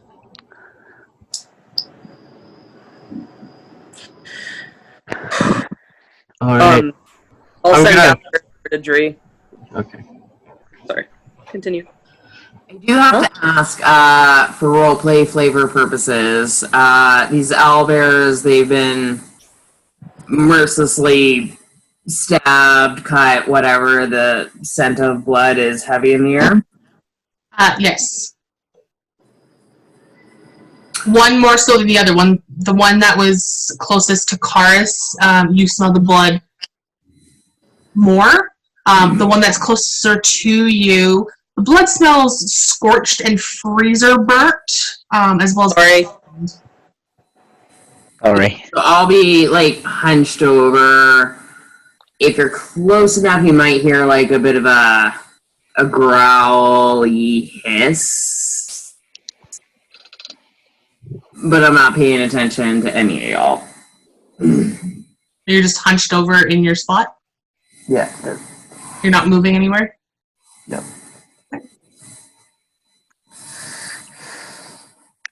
Oh, who else all is injured? Me. Aetos. Mo- Anyone else? No, I'm alright. Alright, I'll walk over to Aetos and I will put a hand on his shoulder and bam, 10 hit points into him. 10, and I will do 10 into myself. Aw. Thank you. Because that was rough. Harlan, did you get hurt? No, I don't think so. I don't know if the bear ever attacked me. The bowel. If you will. Yeah, I don't know what those were. So I guess I can get up now? Yep. Can I take a And closer look? when you open your eyes, from Dree's magic, you kind of are looking up, and all of a sudden you see this very large Chares stomp over to you and clasp your shoulder. yeah, You've seen Chares before at that size, and you knew that he grew during the battle. But it was just funny that the first thing you see is this looming giant. Sorry. No. My bad. I lost it for a moment. Thank you, though. Thank you. Do I notice that Dree is being weird? Are you being sneaky about it, Dree? Don't think so. I think at this point, given the timing and how much blood has been shed, I don't think I'm capable, but I'm willing to roll a percentage die, but you got... If you're not being purposefully quiet about it, then yeah, everyone can kind of hear that hissing and see her hunched over. She probably looks in pain a little bit. Chares, if you're still hurt at all, don't go near her. Is she okay? Yeah. Maybe just give her some space. And if you're bleeding at all, just stay away. Can I get Gallagher to lead her toward the other owl bear? Sure, yep. The one that Chares took out? Gallagher makes its way to Drianna and does exactly that. Starts leading her to the owl bear that's more freshly, not freezer burnt, scorched. Only semi-scorched, but this one's not freezer burnt scorched. Yeah, so Drianna, you're led to the other owl bear. Is that something we notice? But that's the thing. Like, where am I? Well, she has to go through us. That's what I'm saying. Like, can I deception with a realistic chance make it look like I'm skinning the damn thing? Like, can I pass it off as something other than it is? We'll describe how you would try to be doing that. Without the battle map, excuse me, sorry, without the battle map present, It's still there. Attempt to. You can see it. I would attempt to. So this owlbear is lying right here. So you and Gallagher would have went to it. Yeah, Chares was up closer to. Yeah. Versus like. I would be paying very close attention at this point. So I could presumably, I know that's not a word, but I could get on the other side and hide my actions a bit. You can definitely try, but I want to know how you're doing it. Like, are you putting a cloak over yourself? Are you going to attempt to make it look like you're praying over it? No, I would go with the sort of the hunter facade and almost look like I'm skinning it from the back. And I would duck my head underneath and just try to get whatever I could from the blood that dripped out from me around its neck. Okay, then make your stealth check in that case. Yeah, because we're looking real close at you right now. Yeah. Everyone is watching this. We're trying to figure out. You're like, what the? Alright, so, Drianna, give me a stealth roll. Everyone else that's actively looking, give me a perception. Oh shit! 19. 19, okay. I had a 20. Okay. I get a 20 as well. 17. 17. Drianna, you weren't looking? Oh, I'm sorry, Reagan.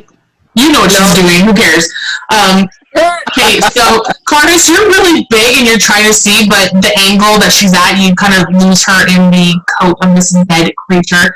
However, Harlan and Aetos, you've got a good angle at one point, and you can see that her mouth... Okay, here's my question, and but mechanics of D&D, I would position myself. Yeah, but there's room for error, right? Yeah, and that's what this rule is. That's what the rule, yeah. Yeah. So, Harlan and Aetos, you do see that her mouth is on the creature. What's going on? What's going on, guys?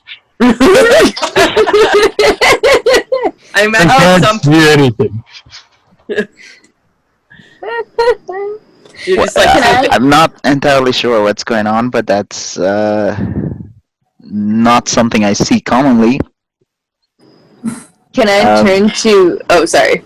Go for it. No, go ahead. Can I turn to Aetos because we both are definitely seeing what we're seeing, and just be like, so I know I'm not from around here, but that ain't right? Not by my standard, no. I mean, I'm not from around here either, but that's not... Is that common? Is that something? Roll me... Let me see. I got a kind of a special...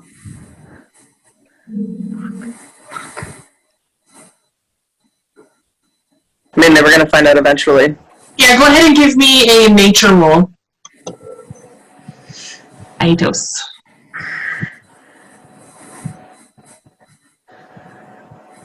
13. 13. Okay, so you had grown up in a village of women, Amazons, and you know that there are certain traditions among your people that you grew up with that sometimes have to do with kind of like praying when you get a big hunt. Sometimes they will smear like deer blood on their face, or just different like ritualistic things when it comes to the hunt.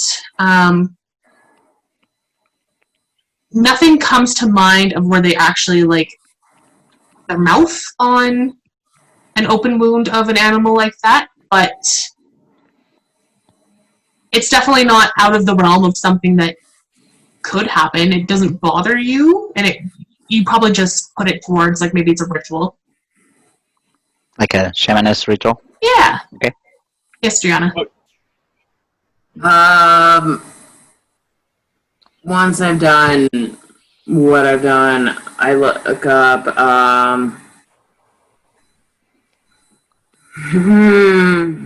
can I see, hear, even, like, smell some type of fear? Like, do I perceive that they have perceived? Give me... Insight. Yes. It would be an insight, definitely.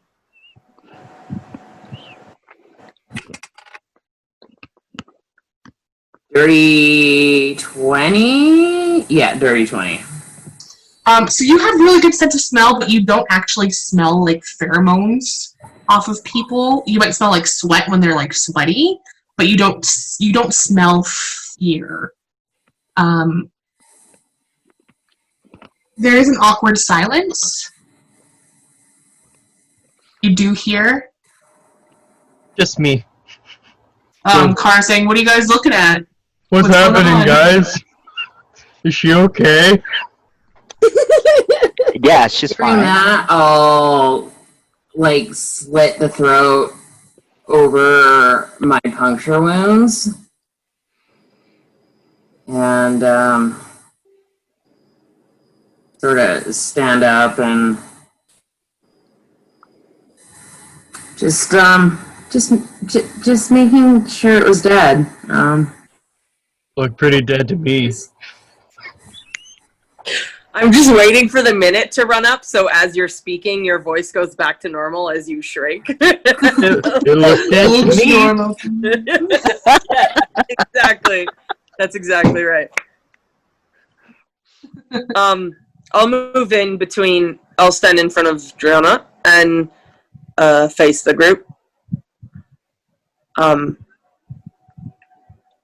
I will ask, is that some kind of ritual that you were doing? Are you sure you're not an Amazon by any chance? What? I'll interrupt. It is.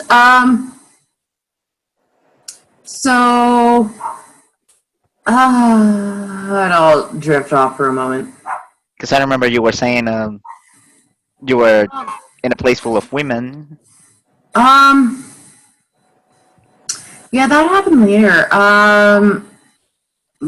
My parents were killed when I was young, and I was raised by a pack of wolves. And it's part of the sort of, I don't think you would call it a custom with them being wolves. No, not a custom. But you take reverence in the kill, and so that's what I was doing. Oh, we've killed other things and you didn't do that. Roll me a deception check.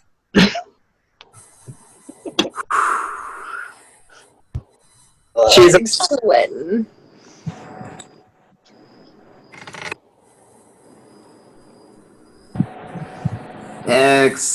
Six. Chares, you know she's full of shit. Aetos, you don't have a very good passive insight, but you know she's full of shit.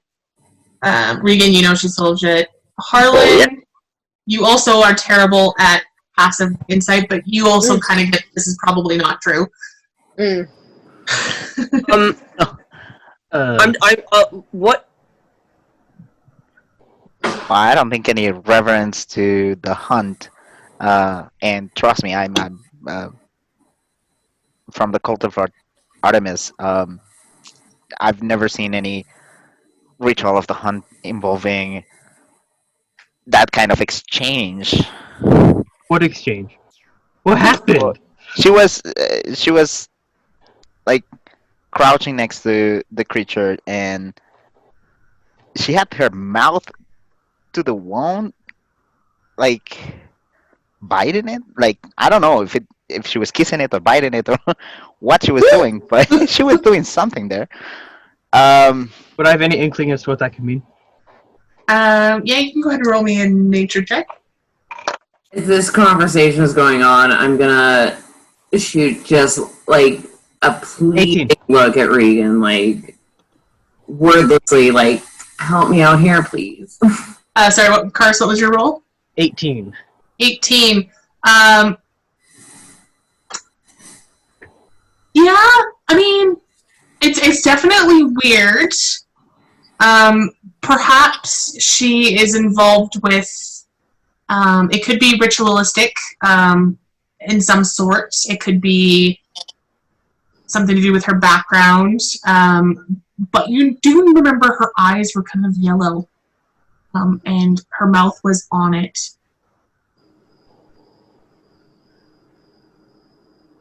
It does seem reminiscent of like a scary story that your brothers told you when you were a child, Oh, of shit. creatures in the woods, women that would lure men out of their farms, and their eyes would glow yellow before they would suck their blood. Sometimes we get the goats. But childhood stories. Yeah, it probably doesn't mean anything, right? I'm sure it's fine. Yeah, your mind goes to it, but then you're like, no, Yeah, that doesn't exist. that reminds me of like. No, it's probably. but wait, Horror story. you thought of something? Just like a story my brothers would tell me. I'm sure it's not related. Probably. Just like Well, ladies with like yellow eyes that would like lure you into the woods and suck your blood. Then you'd never hear from them again. oh boy, Um, sounds like interesting stories. I Shit mean, happened to me when I was a kid. Oh, we had a couple sheep die on our farm that way, legend has it. I mean, I never saw it myself, but if our stories are corroborating, I mean, did anybody see Dree's eyes turn yellow? Did your eyes turn yellow, Dree? I'm so sorry to ask you this. During this conversation, especially if they got the sense that they were like more talking to each other, I would be like my stealthiest of stealthiest, trying to creep back I mean, they're staring right at you. into the darkness of the forest. I'll just Well, like it's not I'm like quite I'm dark standing. yet, but I'm standing like I position myself so that I'm like literally like just half a step ahead of you, and Gallagher's on the other side of me, like we're in front of you, and my hand is on my wand, and it's not pointed at anyone, but it's very much like a show of defensiveness. Yeah, But I I'm- still would have been creeping back.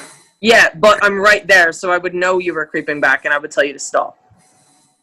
whoa, what's going They're on? staring right at you.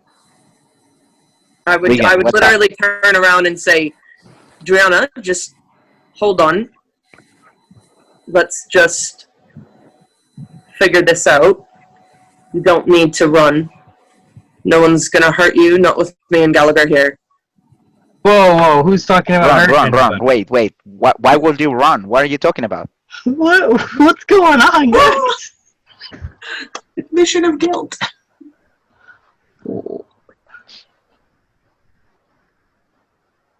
So is the story true? Is there something we should be worried about? Or just know about? Drianna, I think maybe we should consider telling them if we're going to be spending time with them. They've seen it now. They've already guessed to some extent. I was going to talk to you about this anyway tonight. We just obviously didn't get the chance. I think that we can trust them.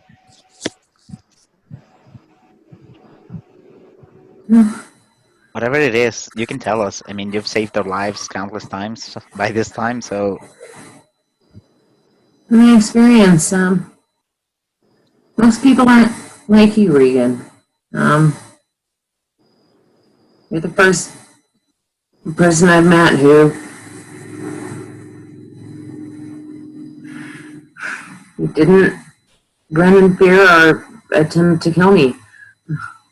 No, I know, but I mean, they've kind of had some type of suspicion that something was off for some time, and they've seen it now, and they're still standing there.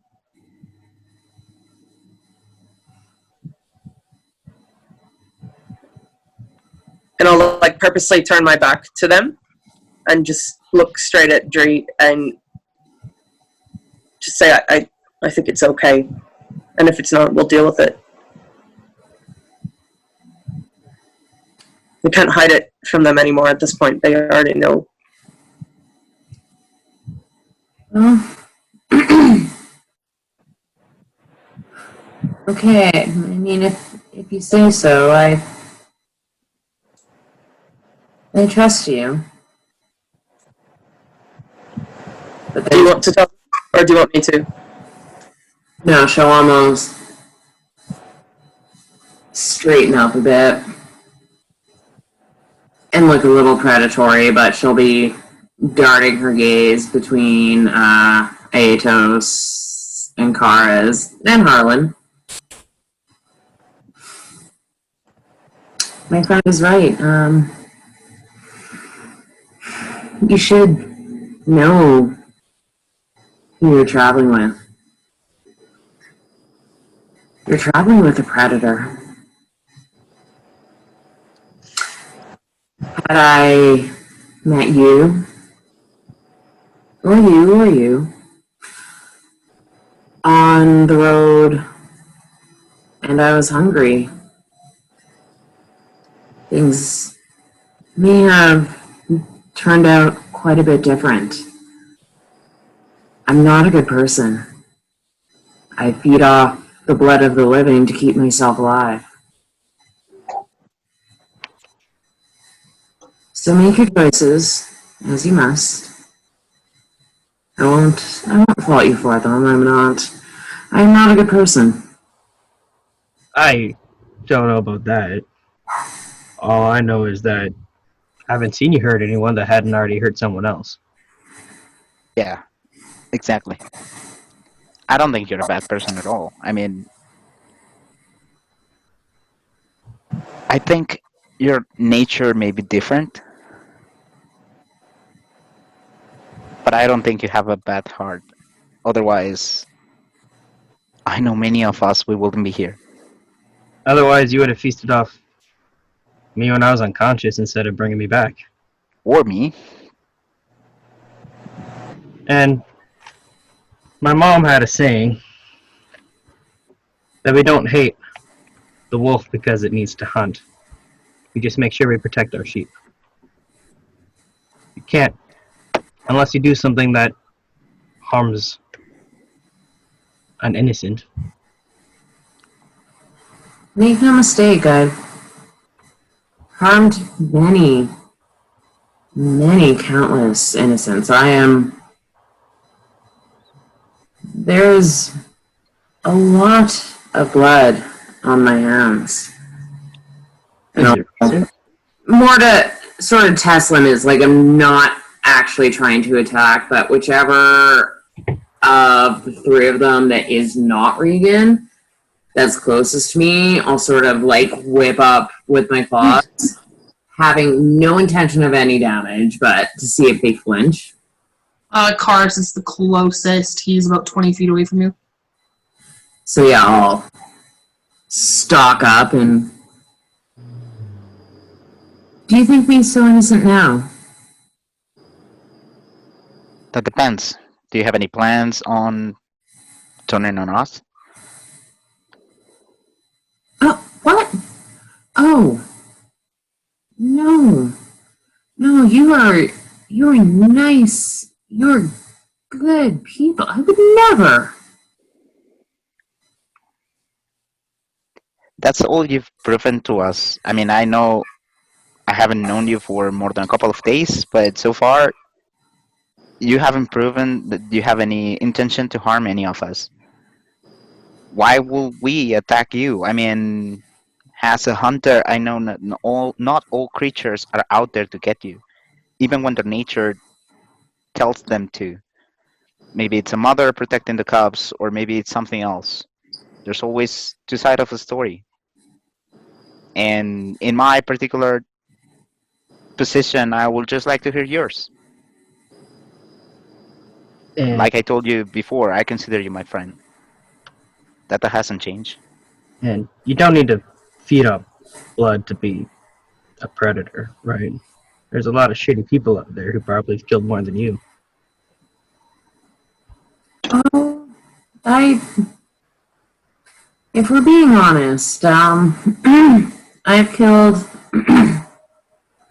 many, many people. It's been a long time since you've killed an innocent, though, Dre. It doesn't change what I am. What made you No one said stop? it does. I would say our actions say who we are. And actions in the past reflect what we have done and who we were. But as we try to be better, that reflects that maybe we are getting better. I can only hope that you're right. I have thought of you as friends, and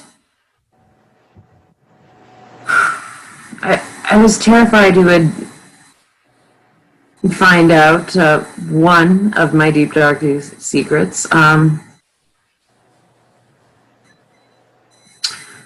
But I guess if you can accept this truth about me and trust me, then I owe you that same trust in return. We all have secrets. We all done things in the past that we're not proud of.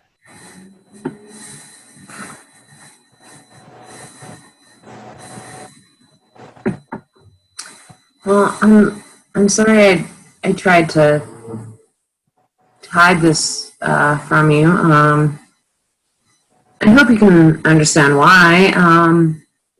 My understanding of typical society perceptions, drinking blood, not considered normal or okay, and I was having such a great time with you. I didn't want it to end. I mean, if I only had Reagan as a best friend, that would be more than enough, but then we met you guys, and I really enjoyed getting to know you guys. I do consider you a friend.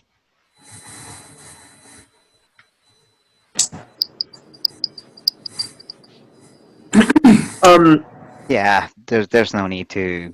I mean, a lot of things that you did before and you said before now make sense. Your nightly vision, how you Oh, easily see in the dark, those kind of things. But is I that mean, right? It's part of it, is or is it? it? Or I'm just assuming wrong. Anyway, You know I'm that a just lot glad of they did night that like and nothing else. predators are hunters at night. Yeah, you know that a lot of the predators tend to be more night sighted wolves. Is this what you mean about your My point diet? is, it makes more sense to attribute all the weirdness around her to this rather than the different explanations we've been getting. So this is your diet. Yeah, I was hoping if we were to do some hunting, I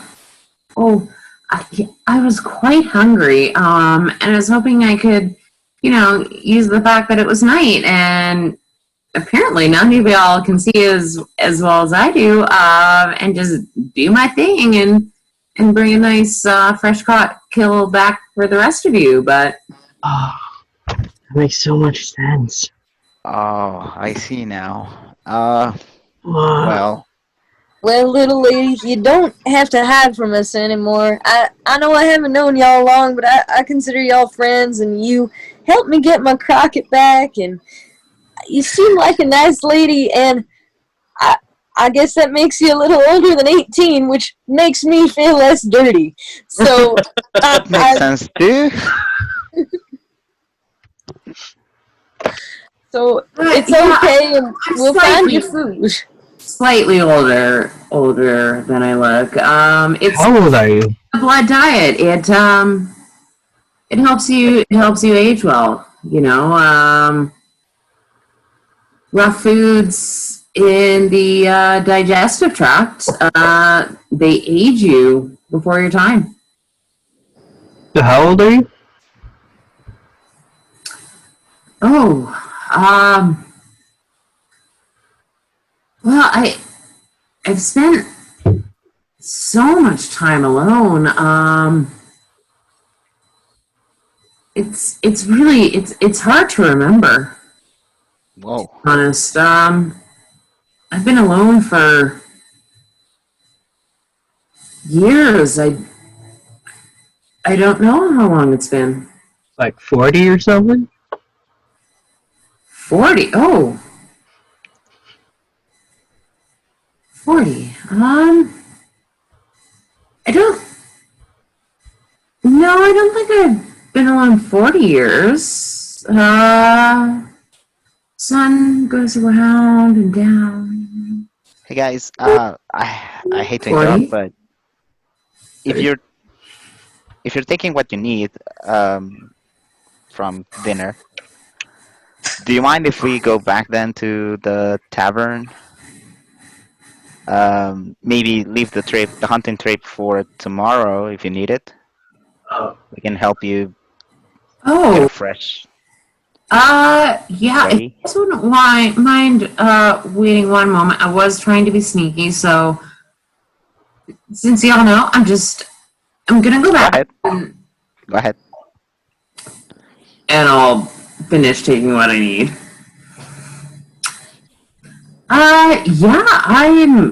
I'm good to go. I know you guys can't see that well in the dark. It would be my honor to Is it meet dark yet? my new friends. You're on mute, babe. The sun's still up. It's probably gonna set within the next setting half an hour. Okay. Before My we honor to lead you to the end of the forest. before we leave the area, can I just take a look at the animals that we came across, just to kind of memorize any details so that I can look into what they were later? Roll me a nature check. 25. 25. Yeah, you get a pretty good look at it. You kind of distinguish that it's like part owl, part bear. It's got the fur and the feathers and the beaks and the talons, but you can, if you want, take a feather. Yeah, I'll take a feather. Yeah. And then you're able to sketch down what you kind of discern from it. Have I seen anything like it before or heard of anything? You, with that, give me a history. All right. 17. 17. You've never seen anything like this. Okay. You have heard of lore of like mythical creatures, some in your own Celtic heritage, and then you've read some just from your studies, because you love libraries. Whenever you get a chance, you're in a library looking at stuff. You've heard lore of beasts that are part one thing, part another. So you could attest that this is probably one of those mythical Greek creatures that's half of one thing, half another. You just assume to call it an owl. All right. Well, I mean, just on the way back, I guess I'll keep an eye out for those flowers since we never did find them. And other than that, we can head back. Yeah, we're gonna be looking for the flowers, I guess, on the way back. I'll have you guys roll me, all of you guys, if you're all just going to do it, you can roll me a perception check on the way back. No, I would be mulling over the knight's interaction. I got a 12. Same. Oh boy. 15. Oh wait, yeah. Five. Oh, perception. Yeah, 12. 15 is enough. You do manage to find a very small budding. It's a very small amount, but you show it to Reagan, and it is the plant. Great. Yay. Could we try to, take it so that there's still, soil, and then maybe he could plant it? And then has, give me a survival check. And then, then he doesn't have to keep looking.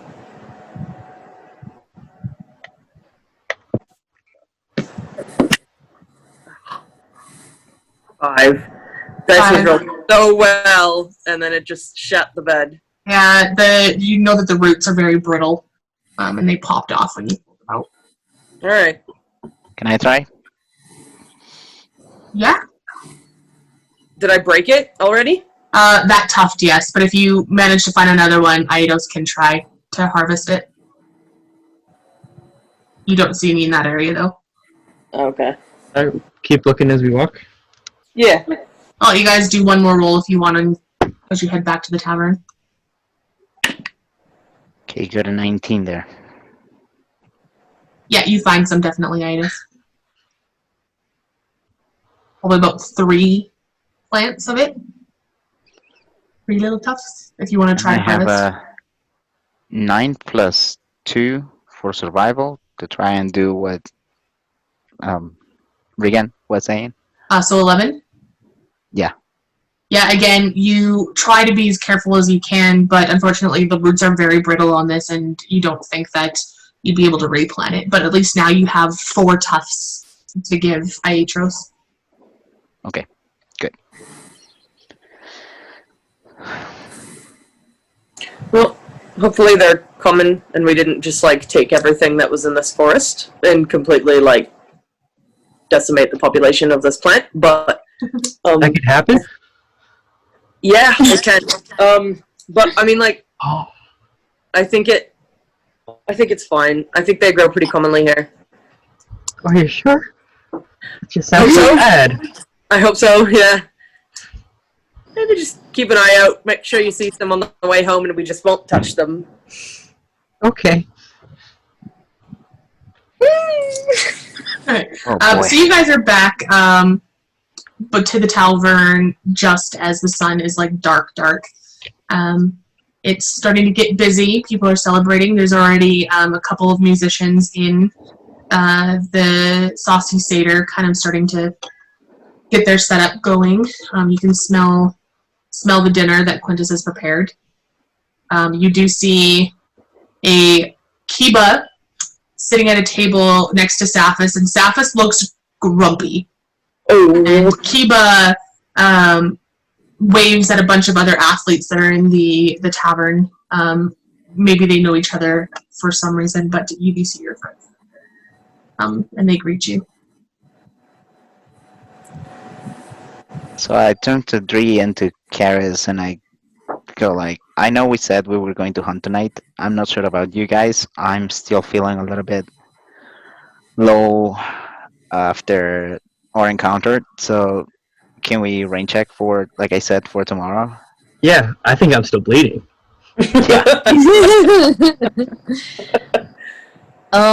Actually, Yeah. Yes, you are.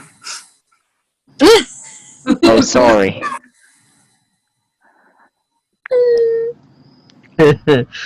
Hmm. Is that a problem? No, I am seated now. You don't need to worry about me Good to know. Good to know. at the moment. At the moment, okay.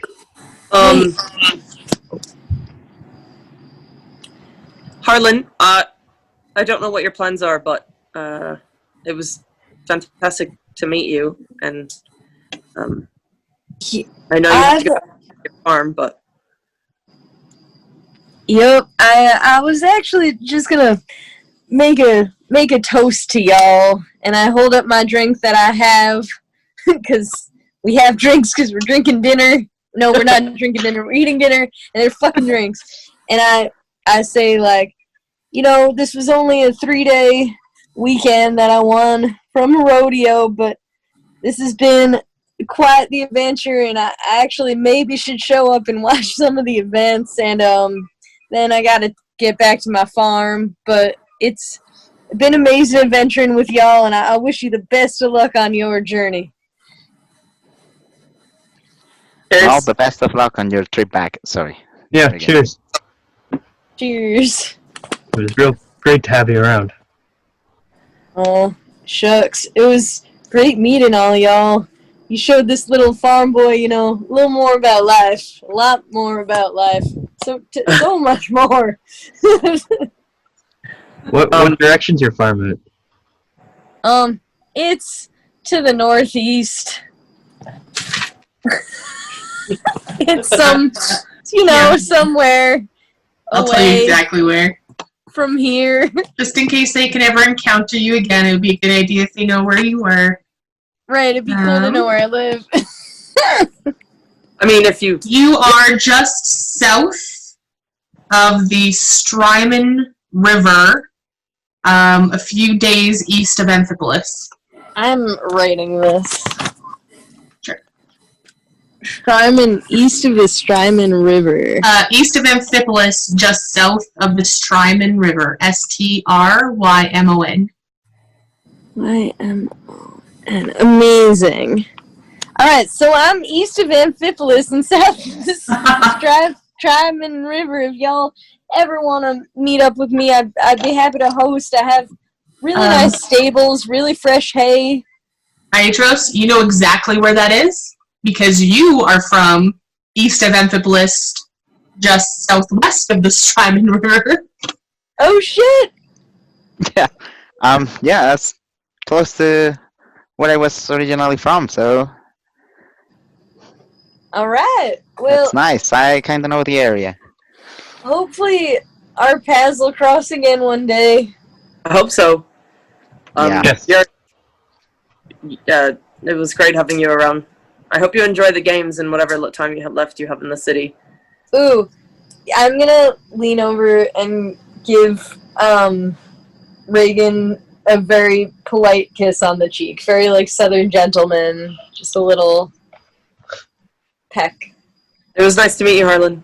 I hope And you to can see see you. Ida's face go like,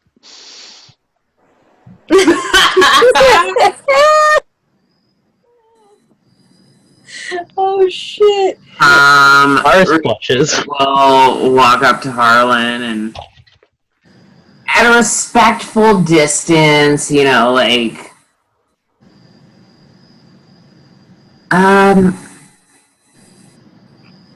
you inspired a story for me. I hope if it reaches your ears, it is pleasing to you. Oh well, it's very kind of you. Would you like a hug goodbye?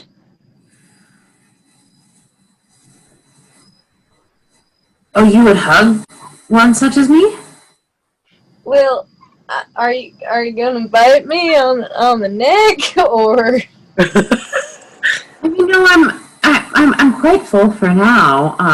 You can All right. be sure that you're safe. Well, let's hug quick while you're still full.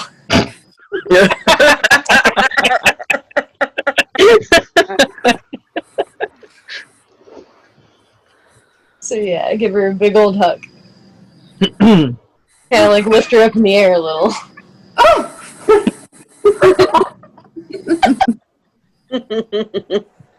Car's kind of like looks down, looks up, looks down, and just like goes up and just gives you a great big hug. Aww. What a lover I boy. took my fist like, Amazons don't hug centaurs. You know what? That's fair. I fist bump back and I give you a little salute, and I guess I'm out of here, guys. Yeah, you watch as Harlan finishes his meal and he goes to the stables. He's more comfortable there. I take out much the more like space, I think. hollowed out lemon he gave me, and I just like look around everyone else and go, "Do you know what I was supposed to do with this?" No, I'm so curious to find out. Maybe Cassandra will know. I bet she'll know.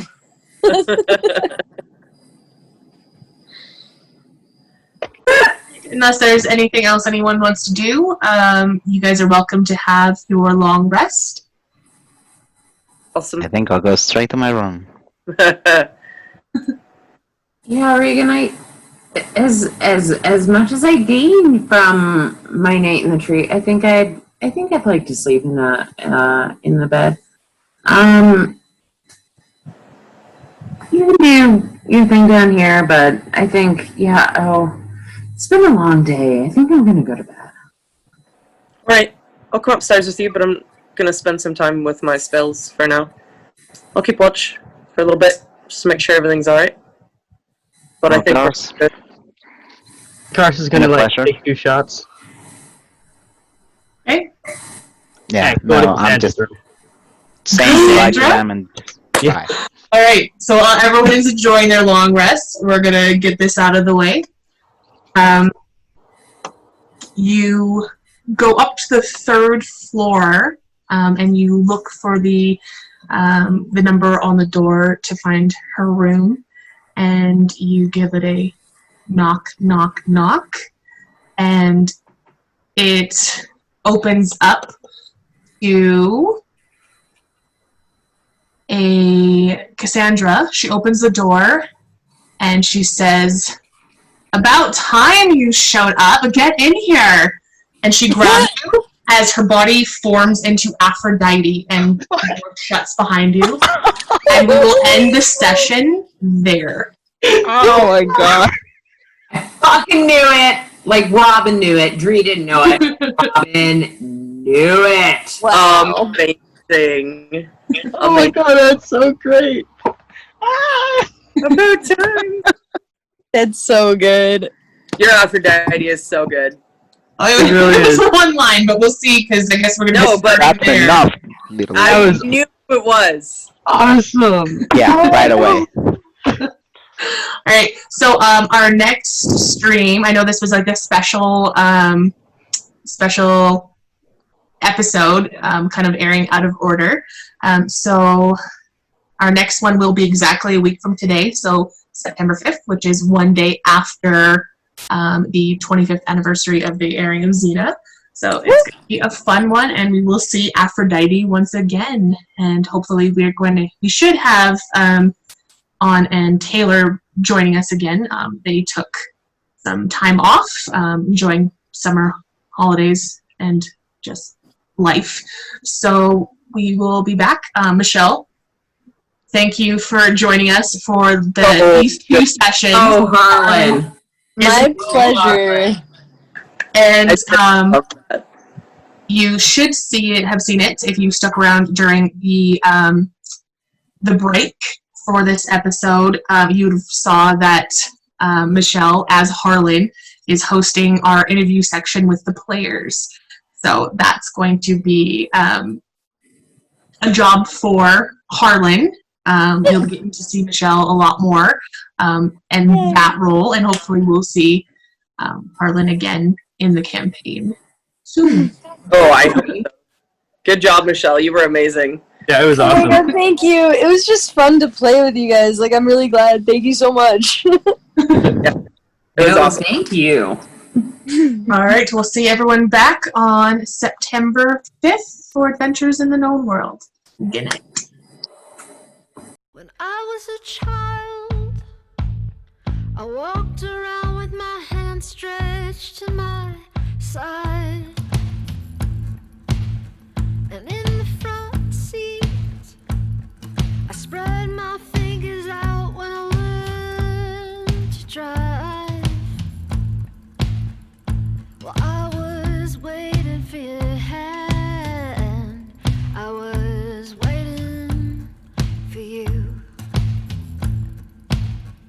Yeah, I was waiting for your hand. I was waiting for you.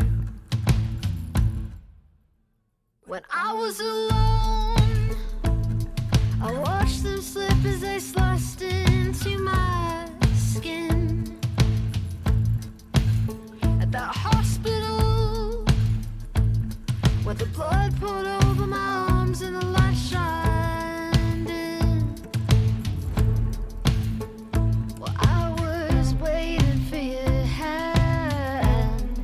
I was waiting for you. Yeah, I was waiting for your hand. I was waiting for you.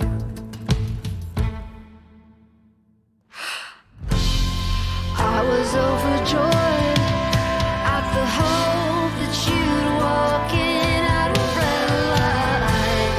All the days that I did not know if I'd make it through the night. How lucky am I